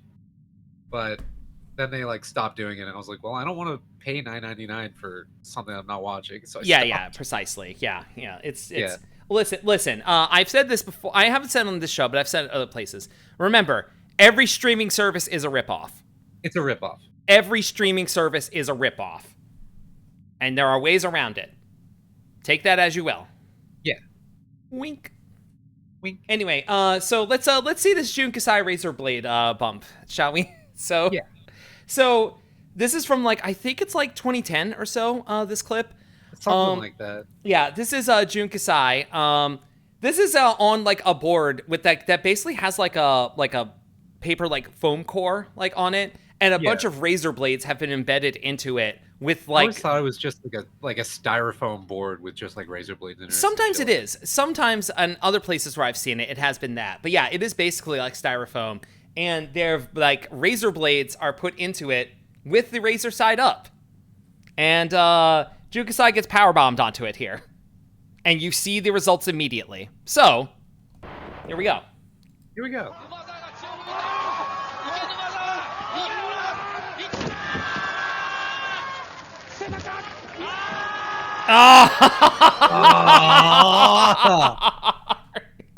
It's immediate. It's immediate. You see like the line show up on his back there. God. No, that's like that was like the first like real just like fucking razor blade spot. And I Hi, remember Ray. like especially because like I don't know, it was like I was watching like CZW shit and I like was enjoying like I've always enjoyed like ECW shit. Right, of But course. then it was just like you see shit like this, it's just like this feels next level. It because it is. That's the thing. Yeah. It's like they're actually like going somewhere like with it, you know? Yeah.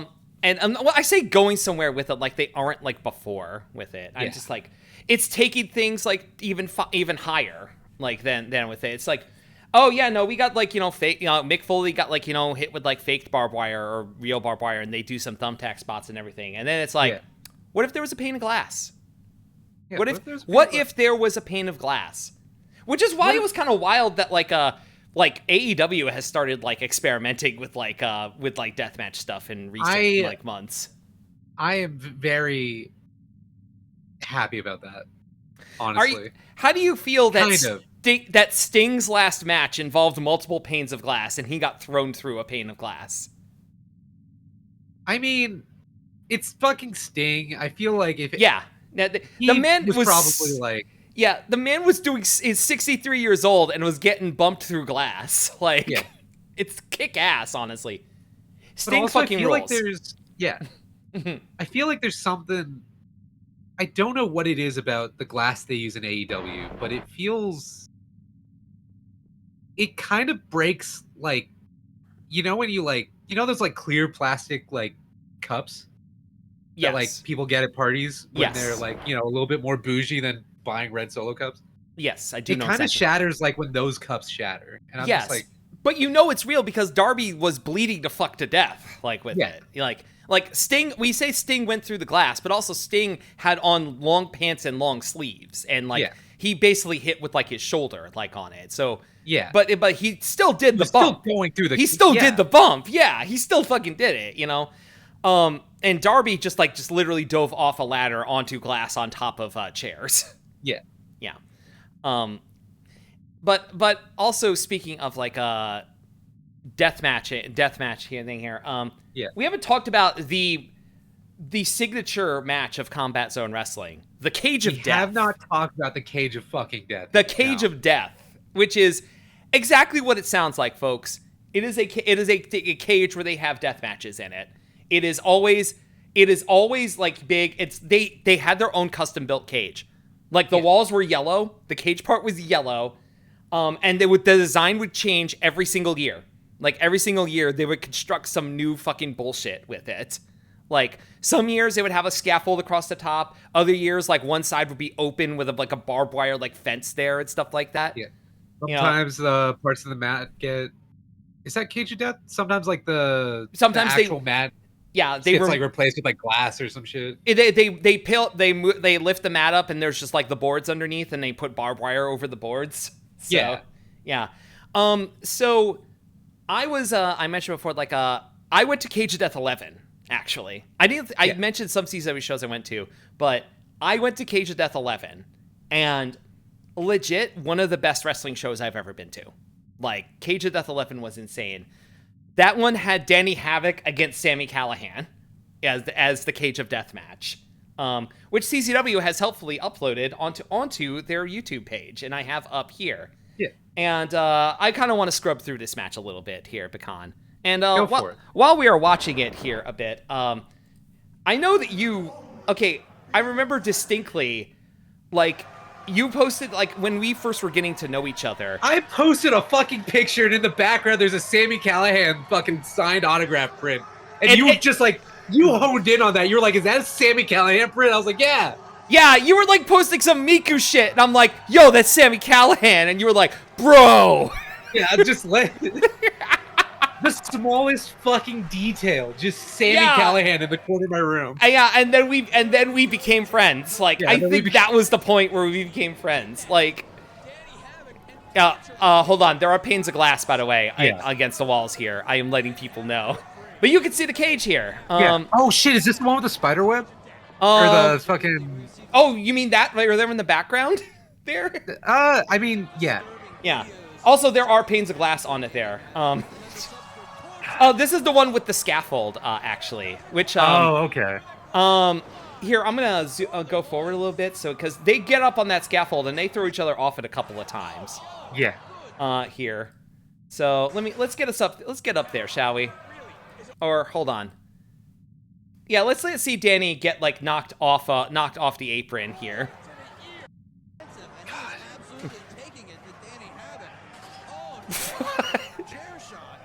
Can I just say, throwing chairs is one of my favorite things in wrestling. Like, I love a good chair throw. It's incredibly dangerous. Nobody should do absolutely. it. They should not do it. I love when I see it. I love to see it. Yeah. Also, look how dirty that pane of glass is in the background. God, it's so gross. It's so fucking gross. It's covered in dust. Okay, so I think this is going to be like, if this is the spot I'm thinking of with it. Also, those are panes of glass there, too. Yep. There we go. There it is. The pane of glass on top of the barbed wire thing. Yep. Oh, man. Yeah, and he's laying on it. All right. Fellas, you got to climb up there for me. Come on. Yeah. Is this one of the matches where we get to see... Because, again, it's like, I know they like. Oh wait, no, hold on. This is important. Yeah, hold on. Yeah.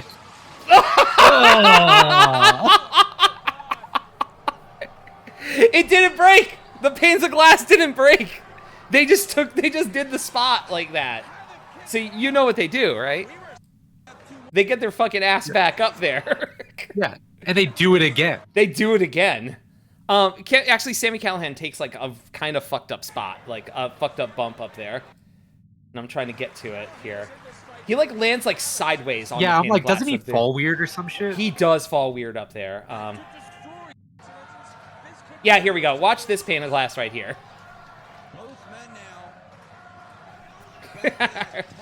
No, well, there's that. Come on, fellas. We got a show we're doing here. Come on. Oh, no, wait. This is the ending spot of the match. Oh.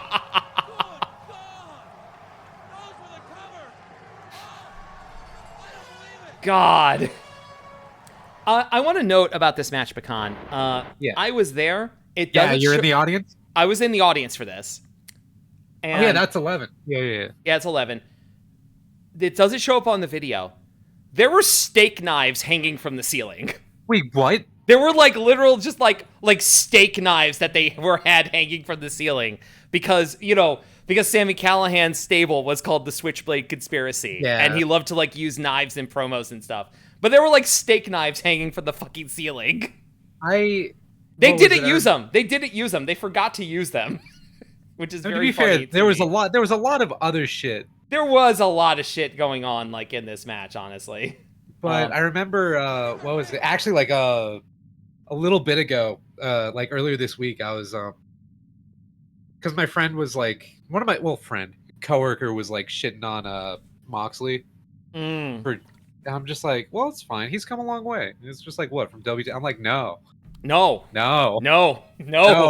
man was a member of the Switchblade Conspiracy. Oh yeah. Here, by the way, I found the spot I was looking for. It's this right here. Yeah.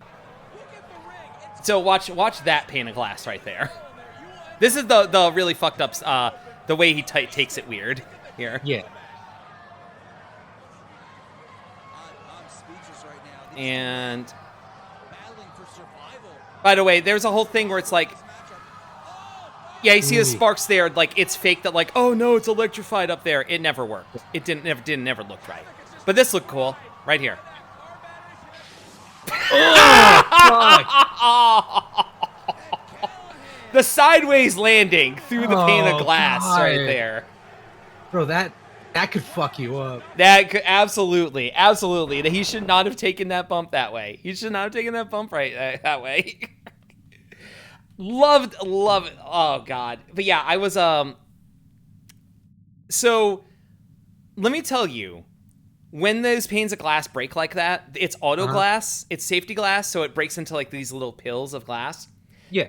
It absolutely sprayed all over the crowd and did land on us. Well, of course it does. Yeah. You're in a Yeah. I feel like any CZW show, like the first like 10 rows are all splash zone. Yeah, no, absolutely they are. Cage of Death 5 was kind of like that as well, because Cage of Death 5 was the one that had 2 rings, and one of the rings was filled with 1 million thumbtacks. Fuck. Let me see if I can find that. Man. You really should wear safety glasses to go to CCW shows. We won't. No. Why would I do that? Why would you do that? Yeah. All right, I have this here. So this is the stupidest like setup for a Cage of Death like ever. Here. So you have the cage here. Let me unmute the tab. CCW will never learn. Why would their fans? So there's 2 rings. One of them is a like literal like cage walkway that goes to the cage there. Yeah. And here's the ring that's full of thumbtacks there.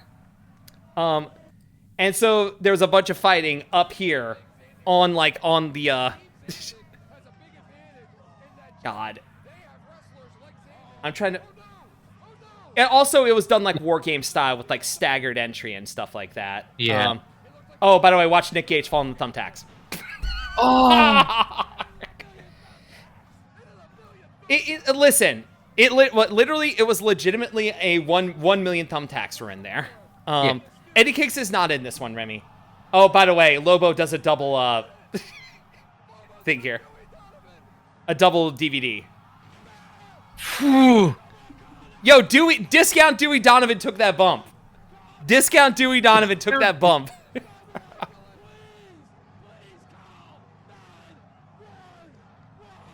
I bring up Cage of the 5 as well because I was standing next to the ring full of thumbtacks, and I was wearing like boots because it was like it was the end of December. Yeah. You definitely left the arena with tacks. Oh, absolutely filled to the brim with tacks. Oh, yeah. Trent Acid, what are you doing jumping out like that? This is also, by the way, the Cage of Death where New Jack showed up unexpectedly. Just to let you know. Oh shit, yeah. Yeah. Oh, listen. fuck, yeah. Yeah, New Jack showed up and like, yeah, here he is.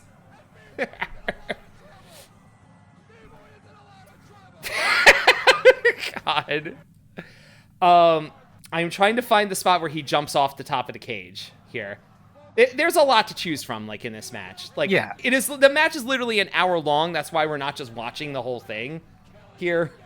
And it's just, like, absolutely a clusterfuck as well. Here we go. Here we go. Yeah, here comes New Jack. He's lining up. He's lining up the jump here. Much respect to New Jack, by the way. Rest in peace. Rest in peace. Rest in peace, New Jack. Straight up, nothing but love for New Jack. He is probably one of the scariest human beings I've ever heard of. You ever said, oh, there we go. Oh, there it is. You seen the picture of New Jack with the crossbow? No. All right. Yeah, hold on. Oh, it came up because I actually I have fucking. Here we go. New Jack showing up to an indie show in 2008 with a crossbow.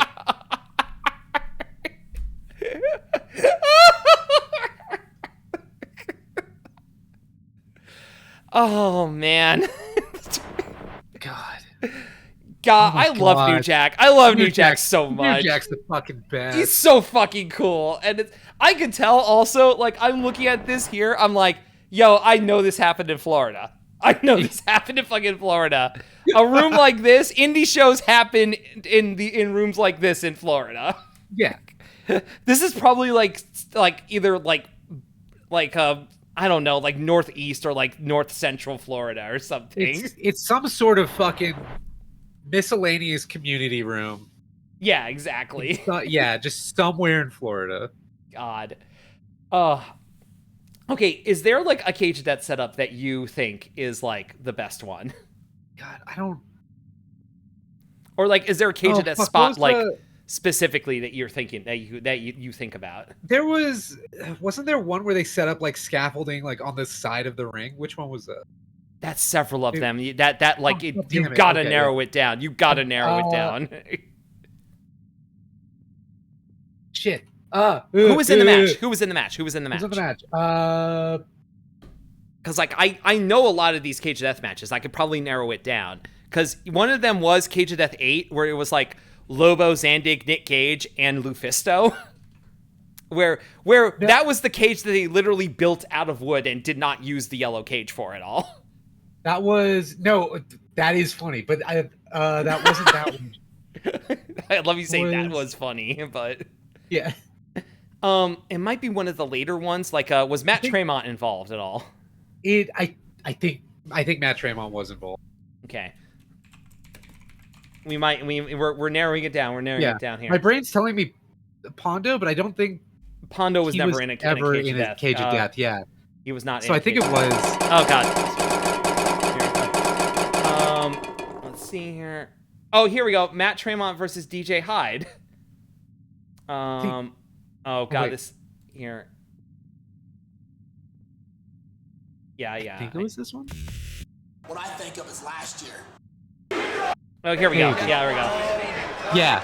This is it? Okay. So, God, Matt Tremont looks downright lean here, honestly. I know. It's wild that he just, like... Mm-hmm. The more facial hair he gets, the more, like, mass he puts on. Like, yeah, honestly. Oh, here we go.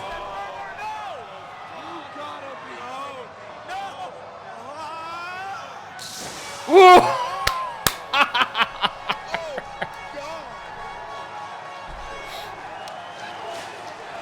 Tremont's also cool. Matt Tremont fucking kicks ass, okay? Yeah. Matt Tremont kicks ass, honestly. Matt Tremont got a match with... explosion match with Onita. Oh, fuck, that's right. Yeah, let me see if I can find a clip of that.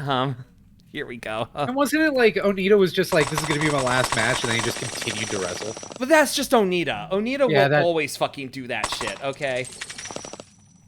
Here we go. Highlights of the act. Okay, well, I am going to be muting this because it is playing licensed Yeah. music. I think it's playing System of a Down. But this is like a minute and a half, and we could talk Yeah. over it. Hold on. Remy's with the bombshell. Fun fact about Matt Tremont: he doesn't enjoy horror films. Says they're too scary. I love that. Fucking love that. In-ring terrifying, outside massive softy. Yeah, though that makes sense. Anyway, so this Matt Tremont got this match with Onita because he basically just said, "I want a match with Onita," and just made a bunch of promos taunting Onita. He did not talk to Onita ahead of time before this. He just started just making promos calling Onita a coward for not wrestling him. Yeah. Which is very funny because that's what Onita used to fucking do. Like, Onita got matches, death matches, worked death matches in New Japan by literally challenging guys to matches, and when they wouldn't respond, he would say, "See, they're cowards," and then eventually would get the matches. Like, it's pure carny shit. Oh, and there's the explosion. Okay, yeah, it is exploding ring. Yeah, it is exploding ring. Yeah. No, it was red mist, not blood, but it can be applied to be blood. Yeah. Hello, Furo Syndras. Hey, what's up, Furo? Yeah. Oh, that's right. The exploding light tubes there. Yeah. Tremont was massively fucked up after this match, by the way. Like, he couldn't, he could not, like, look at this. I think he was in the hospital for a week after this match. Oh, God. No, but, like, Onita fucking loves Tremont. Like, Onita fucking loves Tremont because, like, Tremont, like, basically, like, used his own carny shit against him there. Like, I love that. And also, though, like, this wasn't the first match they had. Originally, it was supposed to be a match in CZW, but CZW fucked it up, like, massively, like, the whole time. Yeah. Well, because H2O is his promotion, isn't it? Yes, it is. Yeah. It was? Wait, did something happen with it? Like, I don't know. Is it still going? I thought he was also, like, heavily involved in GCW as well. Or am I... He was involved with GCW, but he has since left GCW and, like, is like doing his own thing. He has his own wrestling school that H2O is part of. H2O, which, by the way, is short for Hardcore Hustle Organization. Great name for promotion, I gotta say. Really good name for a fucking wrestling promotion. But yeah, he has his own thing. And actually, when lockdown started in 2020, he still, like, paid people for, like, for that worked for him for H2O. Like, hell yeah, he still, like, paid people, like, during that. He did take a fucking hit. He took a financial hit, but he was still taking care of people who worked for him, like, during that time. And that's, massive props to him for that. Like, Matt Tremont, like, absolute fucking legend. Like, he got everything he wanted, like, honestly. Yeah. Like, he didn't want to go to WWE or anything. He wanted to wrestle in CZW, and he wanted to wrestle in Cage of Death, and he wanted to be a champion, and he fucking did it. And he did it. He did it. Like, and it could be, the argument can be made to be like, well, that's just such small goals to do, but it's like, no, it's not. Like, we're not in CZW. You and I aren't. Like, we're not deathmatch wrestlers. He fucking did it. He got fucked up a lot along the way, honestly. Oh yeah. Well, I mean, like, because I think the stipulation was, it was like, because the lead up to the Onita fight, he was like, yeah, I don't got that much more in me. Oh yeah, 100%. Yeah. He also, Tremont has retired and unretired several times. Okay. Oh, like a true wrestler, honestly. He's always willing to come out for that one last fight. Listen, Terry Funk's first retirement was in 1984. Okay?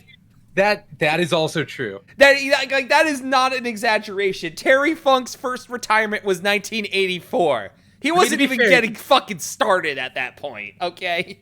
He was... Terry Funk made retiring and wrestling a fucking joke, honestly. It's like the death of Superman. He...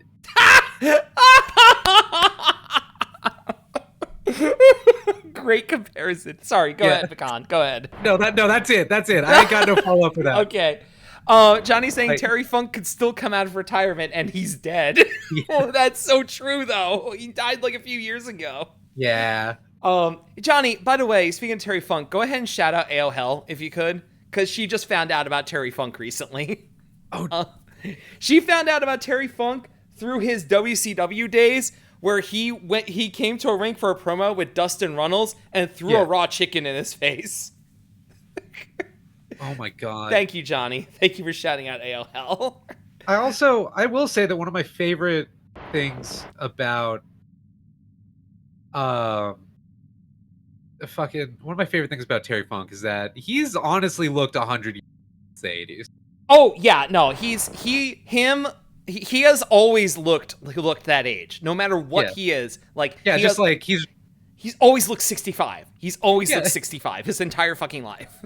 Just like, oh, Terry Funk's retiring? Yeah, I mean he's 6. What do you mean he's in his 30s? Huh? Yeah, exactly. Yo, Terry Funk though, like Terry Funk, like Ricky Morton. I always call it Ricky Morton disease, where it's just like you look like Ricky Morton has looked like he's 47 his whole life. So he looked like shit when he was younger, but now he looks great, and he's doing Canadian Destroyers at 62 now. Which good for him, honestly. Good for him. Oh my god. Remember when he was kicked by a horse? That was in WCW. Yes. He did get kicked by a horse. No, WCW was a mess. WCW was a mess. WCW was a mess, but we're not talking about WCW. I don't know who I would have on to talk about WCW, because like WCW was never like a focus of mine. I get that. You know? It completely like it was going on, and I was too busy like watching like shitty fucking bootleg like VHS rips. Yeah, exactly. And it's also at the same time, it was like, I remember distinctly, okay, so with my wrestling history, like I've talked about this before, so I'll be brief with it. I watched like WWF when I was a kid, you know, like in a time of like Hulk Hogan, and like Macho Man and like Ultimate Warrior and all that. Then there was a period of time where my family moved and we didn't have cable, so I didn't watch wrestling for like maybe like 3 or 4 years there. And then in like 1997, I went to like I was in like 7th grade, and I went to like a friend's house, and he was like, "Oh, you got to watch this match." And he had a VHS tape labeled "The Real Cage Match," and it was the first Hell in a Cell match. Oh fuck. That was my reintroduction to wrestling was the first Hell in a Cell match in 1997. So what a way to get back in. That's how I knew. Like, I'm looking back now, no wonder I became a blood mark. No wonder I became a fucking blood mark. Because if that's my reintroduction into it, there was no hope for me. Because guess what? A few months after that, I discovered ECW. You know, I discovered ECW. The first ECW show I ever watched, like at like 1 o'clock in the morning on local TV on a Saturday. It starts out with Sandman walking down the aisle with a ladder that he hit Sabu in the head with. That was the first piece of ECW video I ever watched. Iconic. I was like I said, I was like fucked up from the start. Yeah. Mankind versus Undertaker? No. Shawn Michaels versus Undertaker. God. My first real thirst for wrestling violence was sparked by the Elimination Chamber. The first one? Because like the first one was God. Yeah, the first one was like my freshman year of college. Yeah, 2002. What was the first Elimination Chamber? Yeah. Well, I know Shawn Michaels was in it, which is very funny considering Shawn Michaels retired the year before. Yeah. But we just went over this. Yeah, of Wrestlers course. just be retiring all the time. Yeah. Hold on, let me see here, because it was at Survivor Series 2002. Here, let's see here, Survivor Series 2002. I got to see who. I think Goldberg was in that match. Let me see here. Okay, so it was Triple H, Chris Jericho, Kane, Booker T, and Rob Van Dam, and Shawn Michaels in the first ever Elimination Chamber match. God, Rob Van Dam was in that. Jesus. That's a pretty stacked card, honestly. Hold on. M coming back here with Ready to Rumble was my first taste of wrestling. Okay. Have you seen Ready to Rumble? Do you know what I'm real? My brain's going to the video game. You're thinking of the boxing game. I'm thinking of the boxing game. My brain's just like, that's not wrestling. I'm No, like, it's not. shut up. I'm talking about the movie that David Arquette starred in. That was produced by WCW, and why we got the triple-decker cage in WCW, because it was created for that movie, and then they used it on Nitro for David Arquette to win the world title. Not on Nitro. He did win the world title on Nitro. Yeah. No, he won it on Thunder. He won it on Thunder and then defended it in a triple cage. I feel like I've seen bits and pieces from Ready to Rumble, but I don't think I've ever actually sat down and watched it. I think I might be the same way. I think there was a time where I watched it, but it was so long ago that I don't fully remember all of it. I am up to watch it again. I need to watch it again, actually. I might make you watch it. I might make other people watch it. I don't know. Yeah. I don't know. This is the sort of thing you do if you have a community server, and I don't, and that's not changing here. That's understand. God. Yeah. Did I ever tell you the story of the pecan server? Where it was like I didn't. What's up with it? What? Oh, I never intended to make a server, but then one of the viewers was just like, "Hey, I made you a server," and I was like, "Well, shit. Now I have a server." So wait, it just became one? Like it just became one of my mods, Crime Skeleton, bless his fucking heart, was just like, you should have a server, and I was like, no. It was like, here's a server, and I was like, okay. Who did this to you? The Crime Skeleton. It's also why I don't really use my Discord server that much. Interesting. Is the Crime Skeleton still streaming? Huh? I don't know. That's interesting. Hey, Johnny, I have someone for you to ban. No. No, don't. Johnny, no. Don't. He's a good boy. He did nothing to deserve this. What do you mean? He gave you the curse of a server. He did, but now I have fucking Discord stickers. Chill. That's true. I mean, I have those, but it's a private server, you know? Yeah. Like, you didn't have to be a public server. It didn't have to be well, I mean, I don't advertise it. That's true. How the fuck did I get in it? Huh? How the fuck did I get in your server? I don't know. Oh, Johnny, thank you for timing out Crime Skeleton for 420 seconds. That's good enough, honestly. That works. God. No, but like I just have like the private server for collabs, you know, and it's like because now you're on this, and now it's like now you're on the short list. If I'm streaming late at night, you can drop in, you know. Dangerous. I know, right? Hey, as long as you don't come in and say a slur, we're fine. I'm gonna do it. I'm gonna say a slur. Oh, that literally has already. Hey, we're not talking about that anyway. God, was there anything else we had to cover? Like we needed to talk about here? I don't know, because we got the deathmatch. We got the Cage of Death. It was Hold on. I also sorry. Yeah, go ahead. Oh no, I was gonna talk about the Ricky Shane Page and fucking Shane Strickland match. Which one is that? That's one of the later ones, but I think about it whenever I see him on TV. I'm like, you've taken some nasty bumps before. Seen it. Yeah, here we go. They were in Cage of Death 19. Holy shit. Yeah, we got some clips here. All right, we're gonna watch some of these here. People don't realize that Swerve has a deathmatch background. Yeah, Swerve has a deathmatch background. Oh yeah, sorry. Joe Gacy is in this too. Is in this match as well. WWE's Joe Gacy, one of the Wyatt Six. Joe Gacy. Yeah. Yo, Remy, did you not know? Did you not know that Swerve did death matches in CZW? He did. Oh, girl, you haven't seen the later seasons of Lucha Underground either, have you? Ooh. Oh, man. Oh, you haven't seen Killshot versus Dante Fox. Oh, one of the best matches in Lucha Underground history that happened in one of the seasons that sucks. Oh, man. It is unfortunate that it's like one of the seasons where because what was it? I liked. How many seasons were there? There were like.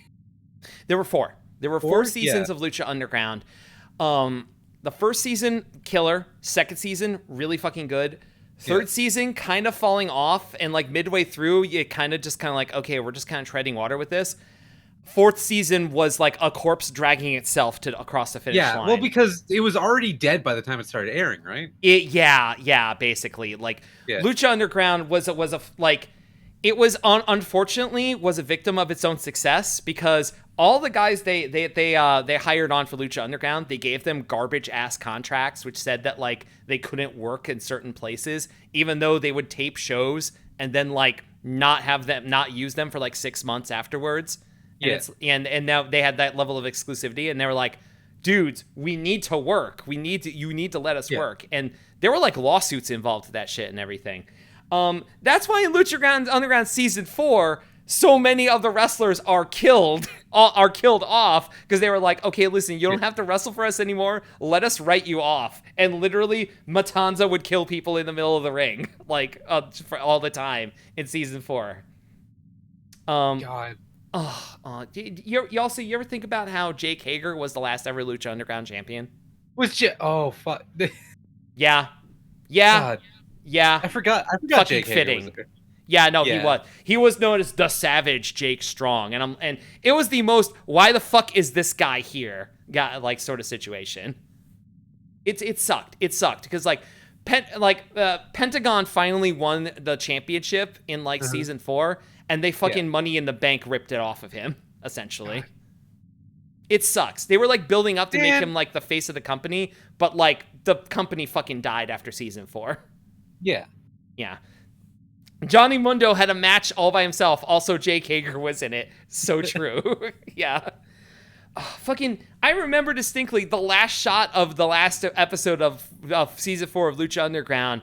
They were introducing Wade Barrett as literally he says, I got some bad news. And then they smash cut to a to be continued for season 5. But season 5 never happened. God, that's so funny. He was going to be like a big authority figure or some shit, but they never did it. But yeah, to go back to the point, Remy, Swerve Strickland has done death matches. Like, that's why he does those fucked up spots in AEW. He has a history. He has a history in CZW, you know?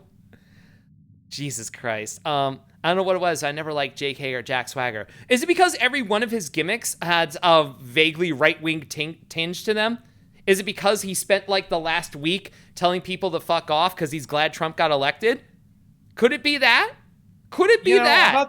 I'm not surprised. I didn't like him because he looks like a dude I knew in high school that I didn't really like that much. He absolutely looks like a guy that all of us have had in our lives who we fucking hate.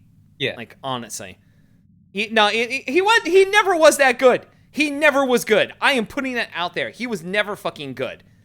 Like, I have never seen a good Jack Swagger, Jake Hager, Jake Strong match ever in my entire fucking life. I'm like, I can't think of one because everything.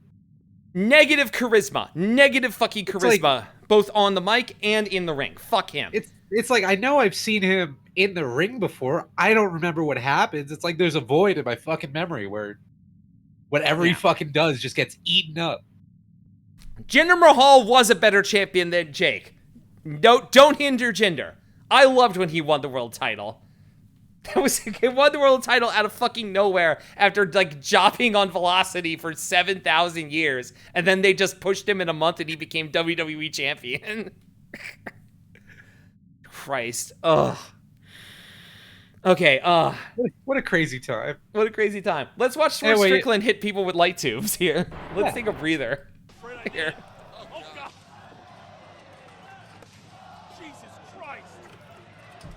I don't know who these announcers are. This is at the time where I really fell out of like watching CZW. But I would like, once in a while I would see it and be like, oh yeah, that's neat. Whatever. Yeah. You know MGF was supposed to be in a Cage of Death? Wait, was he? Yes. I think it was like a... Oh, there's the Janela spot you were talking about. Yeah, the Janela. Yeah, Yeah. they use it as like the bumper on like all of their fucking YouTube videos. It's so funny. They do. They really do. Let's look at the big spot here. Why is the color fucked up here? Oh, there we go. Oh yeah, no, Swerve swings fucking hard with those fucking tubes. Yeah. Oh yeah. If you go through all that, you might break through that door too, or might break your back. Also, like, how do you feel about Ricky Shane Page? I have no opinion either way. I think he's a decent wrestler. I honestly don't know that much about him outside of sometimes he do spots good. Okay. I thought he was like pretty good as a heel in GCW with the whole feud he had with Nick Gage, but it kind of like dragged on for a while. But I think like, COVID had something to do with that.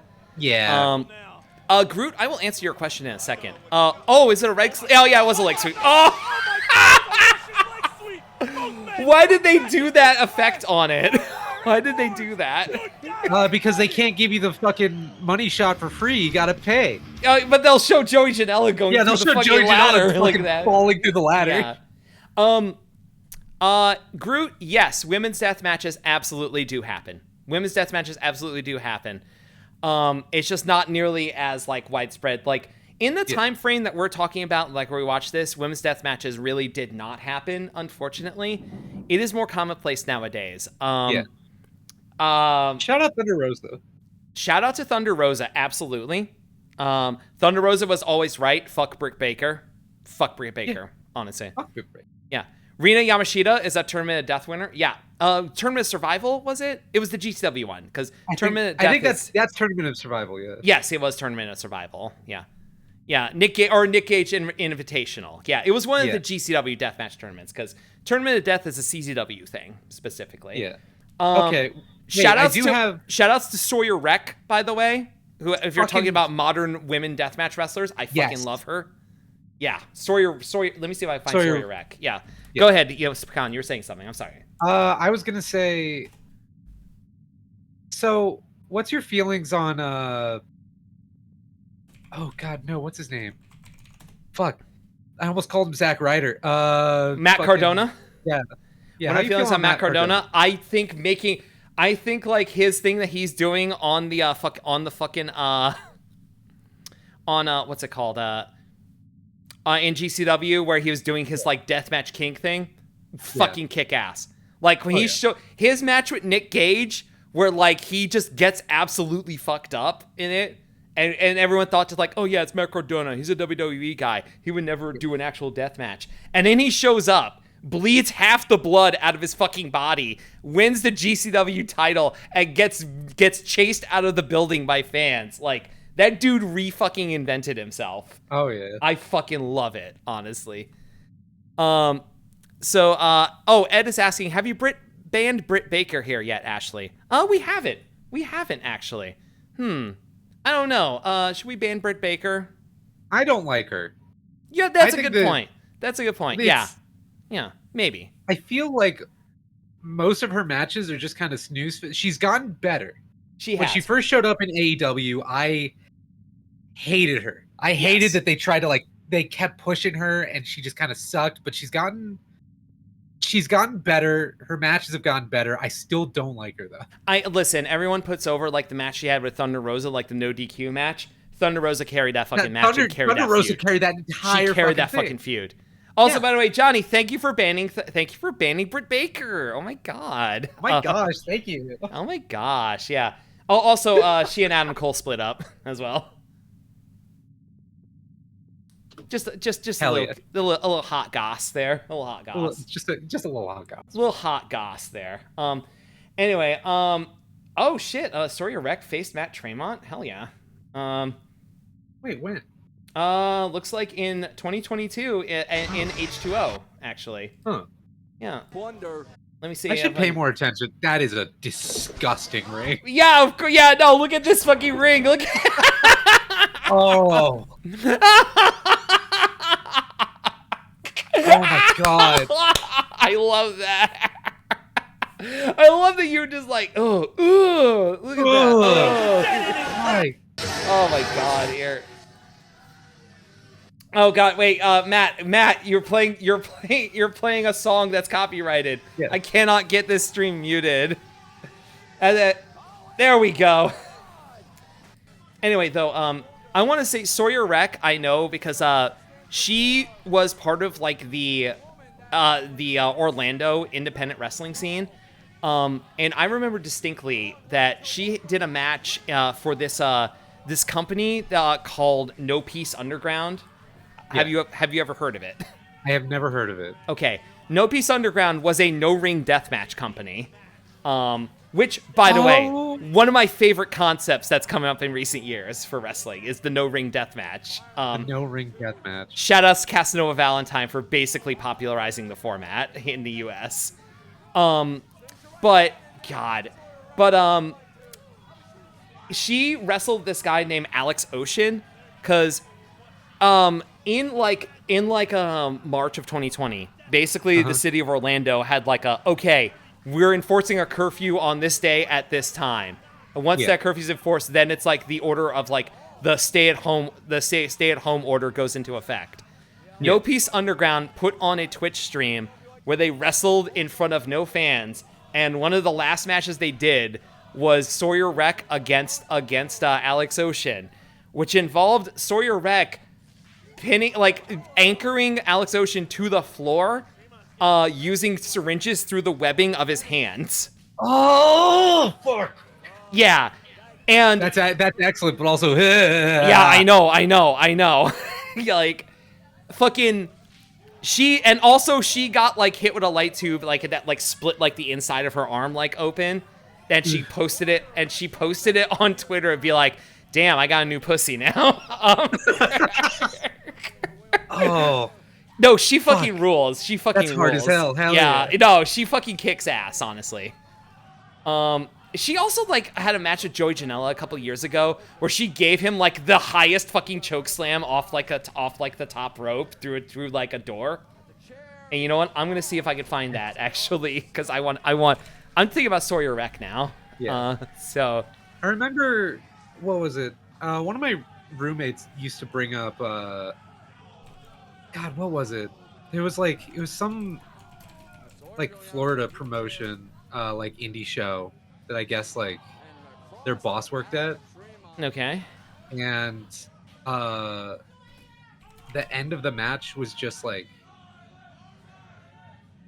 I guess the dude brought like a door wrapped in barbed wire and just like drop kicked someone through it. Yeah, that sounds right. That sounds about right. Em is being gay in chat. Thank you. Everyone's allowed to be gay in chat with regards to Sawyer Wreck. Giving blanket permission here.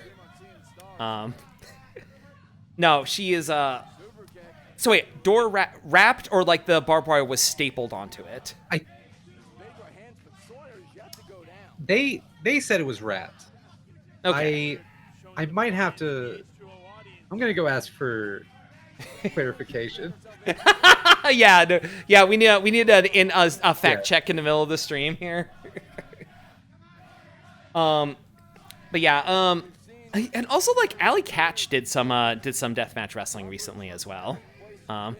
Really? Yeah. Not a lot, but she definitely was involved in a couple of tournament survivals. I wanted her to win. I really wanted her to fucking win.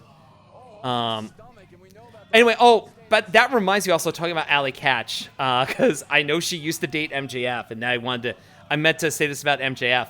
He was literally supposed to wrestle in Cage of Death 20, but had a legitimate like elbow injury and he couldn't wrestle. And as a result of that, then like he went to AEW shortly afterwards, and he just never like wrestled in Cage of Death. But I mean, MJF, MJF was a former Combat Zone Wrestling champion. Like, oh yeah, that was like he basically like got his start in Combat Zone Wrestling. It's really funny. I always think it's like really funny when it's like when you think back to like the wrestlers that like got their start like in shit like, you know, in all these like kind of gross like quote unquote gross like indie deathmatch promotions, just like, oh yeah, absolutely.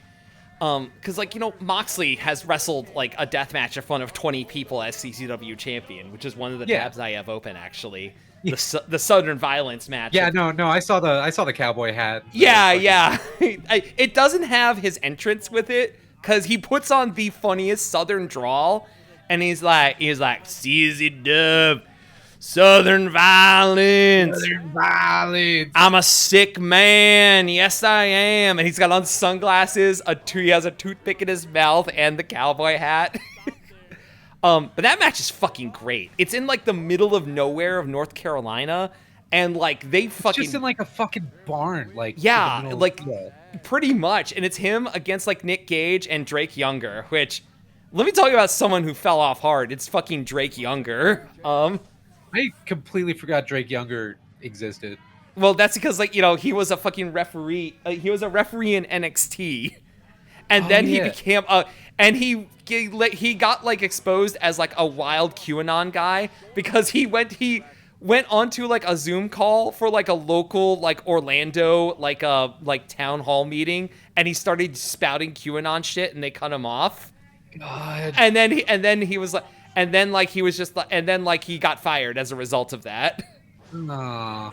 Well. Yeah. Well. It's okay. He wrestles for XPW now. That's not okay. So his actually. career's effectively over. It's fucking over. Okay, like it's fucking done with him. If he had kept his mouth shut, he would have had a respectable, long career as like a referee in NXT. Like, and he was well liked. The whole reason, like, he did like a tryout, and they were like, "Look, we don't think you got it, but also everyone likes you here. We'll offer you a spot as a referee because like." People like you enough that they want to have you around. Like that. Listen, if anything, like that should tell all of you, like all of you watching this show right now, Matthew Tremont, this spot is not going to work. This is the most rickety looking thing ever. That thing is going to fall over before they do the spot through it. Like that's not going to happen.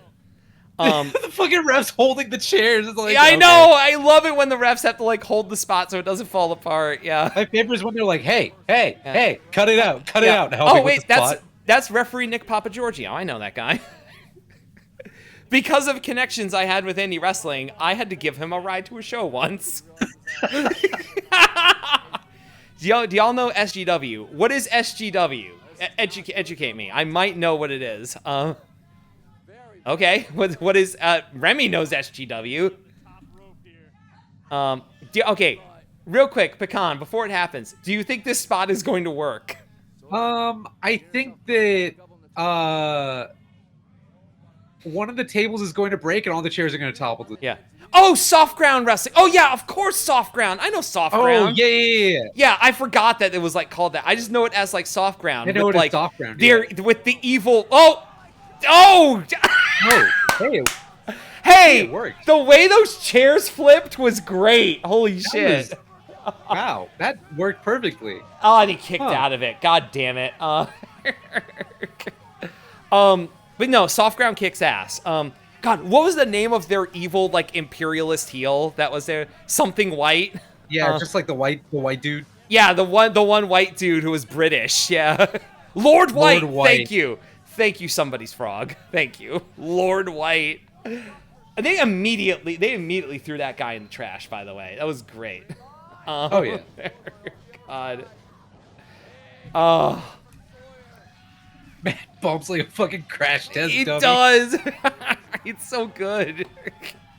Like that dude flops. Absolutely. I think this was like this was before the Onita match too. Oh no, is he gonna? No, she kicks out of one. Ooh. She kicks out of one. Fuck yeah. Well, cause like, so I know it's not really related, but I want to bring up something else that I like a lot. Okay, but, this match is over. Also, yeah, it's over. Hello, Shen Saluna. I hope I got that right. Anyway, yes, Pagan, what do you want to bring up? You ever fuck with Kaiju Big Battle? Bro. Fucking course. Okay, cool. I was talking about Kaiju Big Battle fucking last night, alright? Oh my god. Okay, so listen. Behind me, I have a VHS tape of Kaiju Big Battle signed by Loud and Noxious, first of all. Oh. Okay? Because he became one of the announcers for Chikara, and I saw him at a show, and I brought that. I brought that tape for him to sign, and he signed it, and then he crossed out Dr. Cube's face and wrote "Boo this man" on it. Boo this man. No, I was just thinking of like just fucking campy like wrestling heels, and I was thinking about Dr. Cube. Dr. Cube kicks ass, honestly. Dr. Cube is the best part of Kaiju Big Battle, honestly. No, Kaiju Big Battle Rules, I think it's still going. I think it might still be going here. It's also funny to think about that Kaiju Big Battle had a show on G4. That, honestly, that's wild to think about. Hey, you know how I found out about Kaiju Big Battle? Was it from G4? It was from a show on G4. Oh, no shit.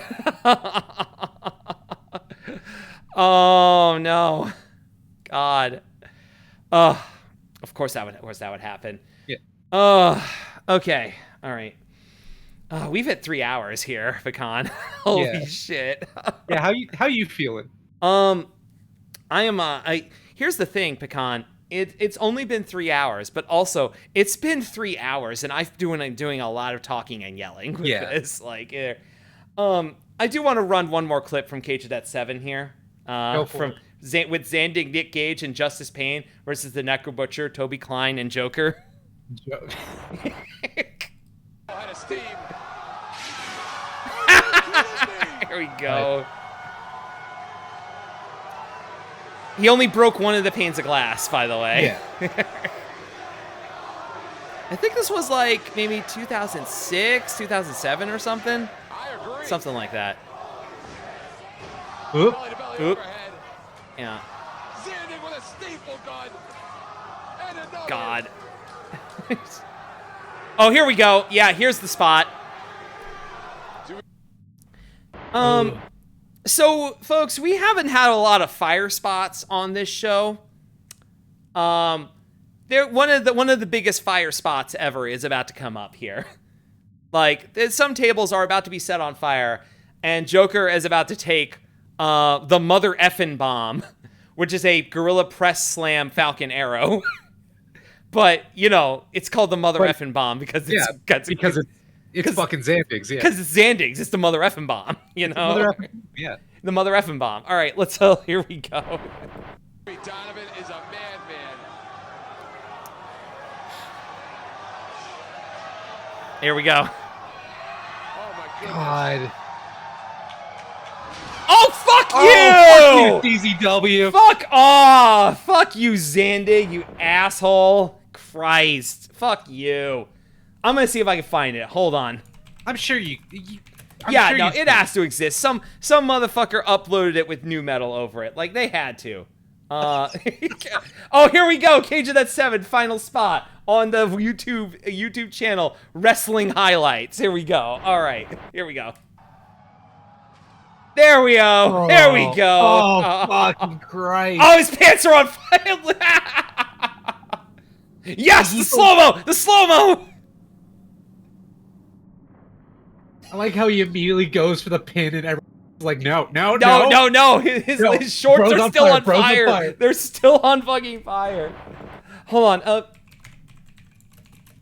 I have to look up, like, because CCW, one of their least known concepts is the Pyramid of Hell, which is I don't know about this. What the fuck is this? Oh, it's a fucking stack of tables that are set on fire, and also they throw thumbtacks on top of it. I'm trying to see if there is like a shot of it like here in this video, and I don't think there is. No, there is not.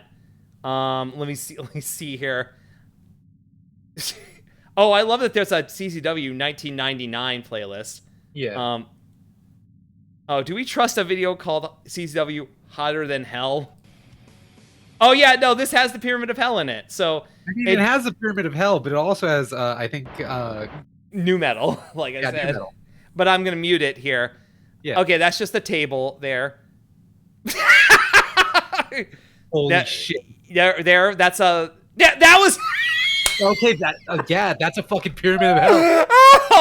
Okay. So I believe that is like a young Justice Payne literally falling out of like the panels, falling out of the rafters there onto these tables and absolutely fucking missing it. One of my favorite things about table spots is just when they miss the table. That's like 90% of table spots. Oh, I this know. one's on I fire love too. table spots. Oh, they even show the bump through the table there. God. Yep. Oh, there we go. Oh, there There he it is. is. There it is.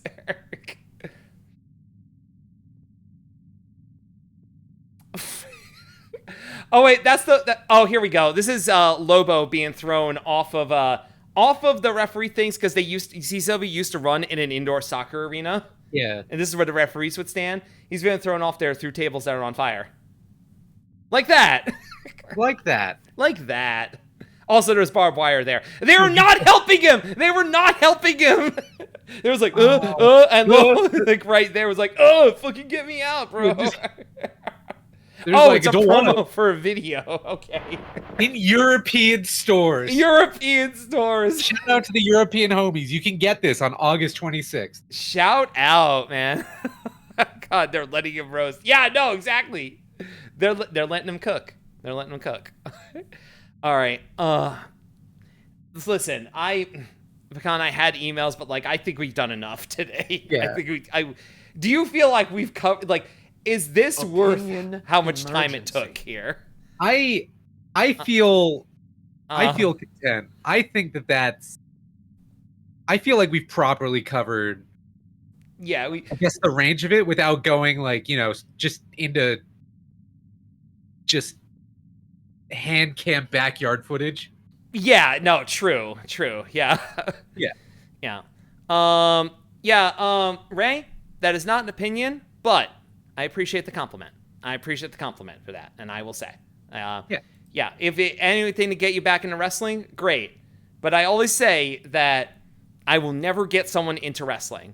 Wrestling is a stupid thing to watch. It's one of the worst things ever created. Wrestling sucks. Unfortunately, dudes rock. You know what, Pecan? You're right.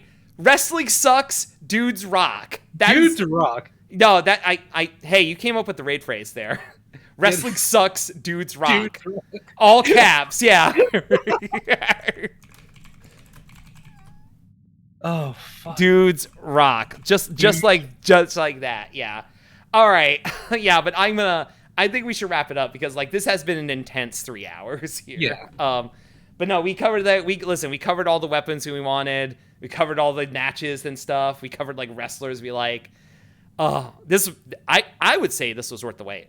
This was worth the fucking wait. I think this was worth the wait. Yeah, absolutely. I am very glad to have gotten all of this out of my system. Has it just been like, have you been like SpongeBob, like holding his breath like for months with this? I mean, kind of, but it's like I'm always like one of the reasons why I keep bringing up like deathmatch wrestling on stream is because I want someone to just be like, tell me more, and I'm like, yeah, and I'm just like, oh, girl, I got you. Yeah, I got you. I've been here with this shit. Somewhere in the audience is in Ashley, Miami. Let me tell you about events you've never heard of. Oh, and I'm like, I know the events, girl. I know the fucking events. Don't worry. God, Pecan, thank you so much for being on this show. Pecan, tell me more, please. Well, you can find out more on her stream, actually. Pecan, do you have anything coming up anytime soon? On December 27th, I have to play Winnie the Pooh Home Run Derby, but other than that, just kind of fucking. I was so hoping that you would bring up the birthday stream. I was so hoping you would. I like looked at the date. I'm like, oh hey. Yeah, no. Oh hey, it's November. And you should. In my head, I'm like, oh no, it's November. Girl, you got to explain the concept to the viewers. Please explain the concept to the viewers. So the concept of the Pecan birthday stream started when I started streaming, where I was like, no, it was it started when like, what was it? I think it was when like Flash was like about to die. I was like, oh, I'll just play Winnie the Pooh Home Run Derby and just beat it. It'll. You thought you were gonna beat it. Yeah, and then like 8 hours later, I had not beat this fucking shitty Flash game. Because Christopher Robin is literally unfair. Unfair. Christopher Robin is cuckolding me from the fucking ending of this game. And so I was like, all right, I'll do it again later. And then She birthday, in fact, anniversary type. she in fact did not do it later. I- How many years Well, have you been attempting it? It's like This is going to be the 4th year of me attempting yeah. this fucking stream. Oh my god, yes. So and you just like go for like 12 hours and you just I play go for- music and you just Yeah. try to beat it. And in classic Pecan-san stream fashion, you do get distracted the whole time. Oh, absolutely. If I had to play that game for 12 hours straight, I think I would go legitimately bonkers.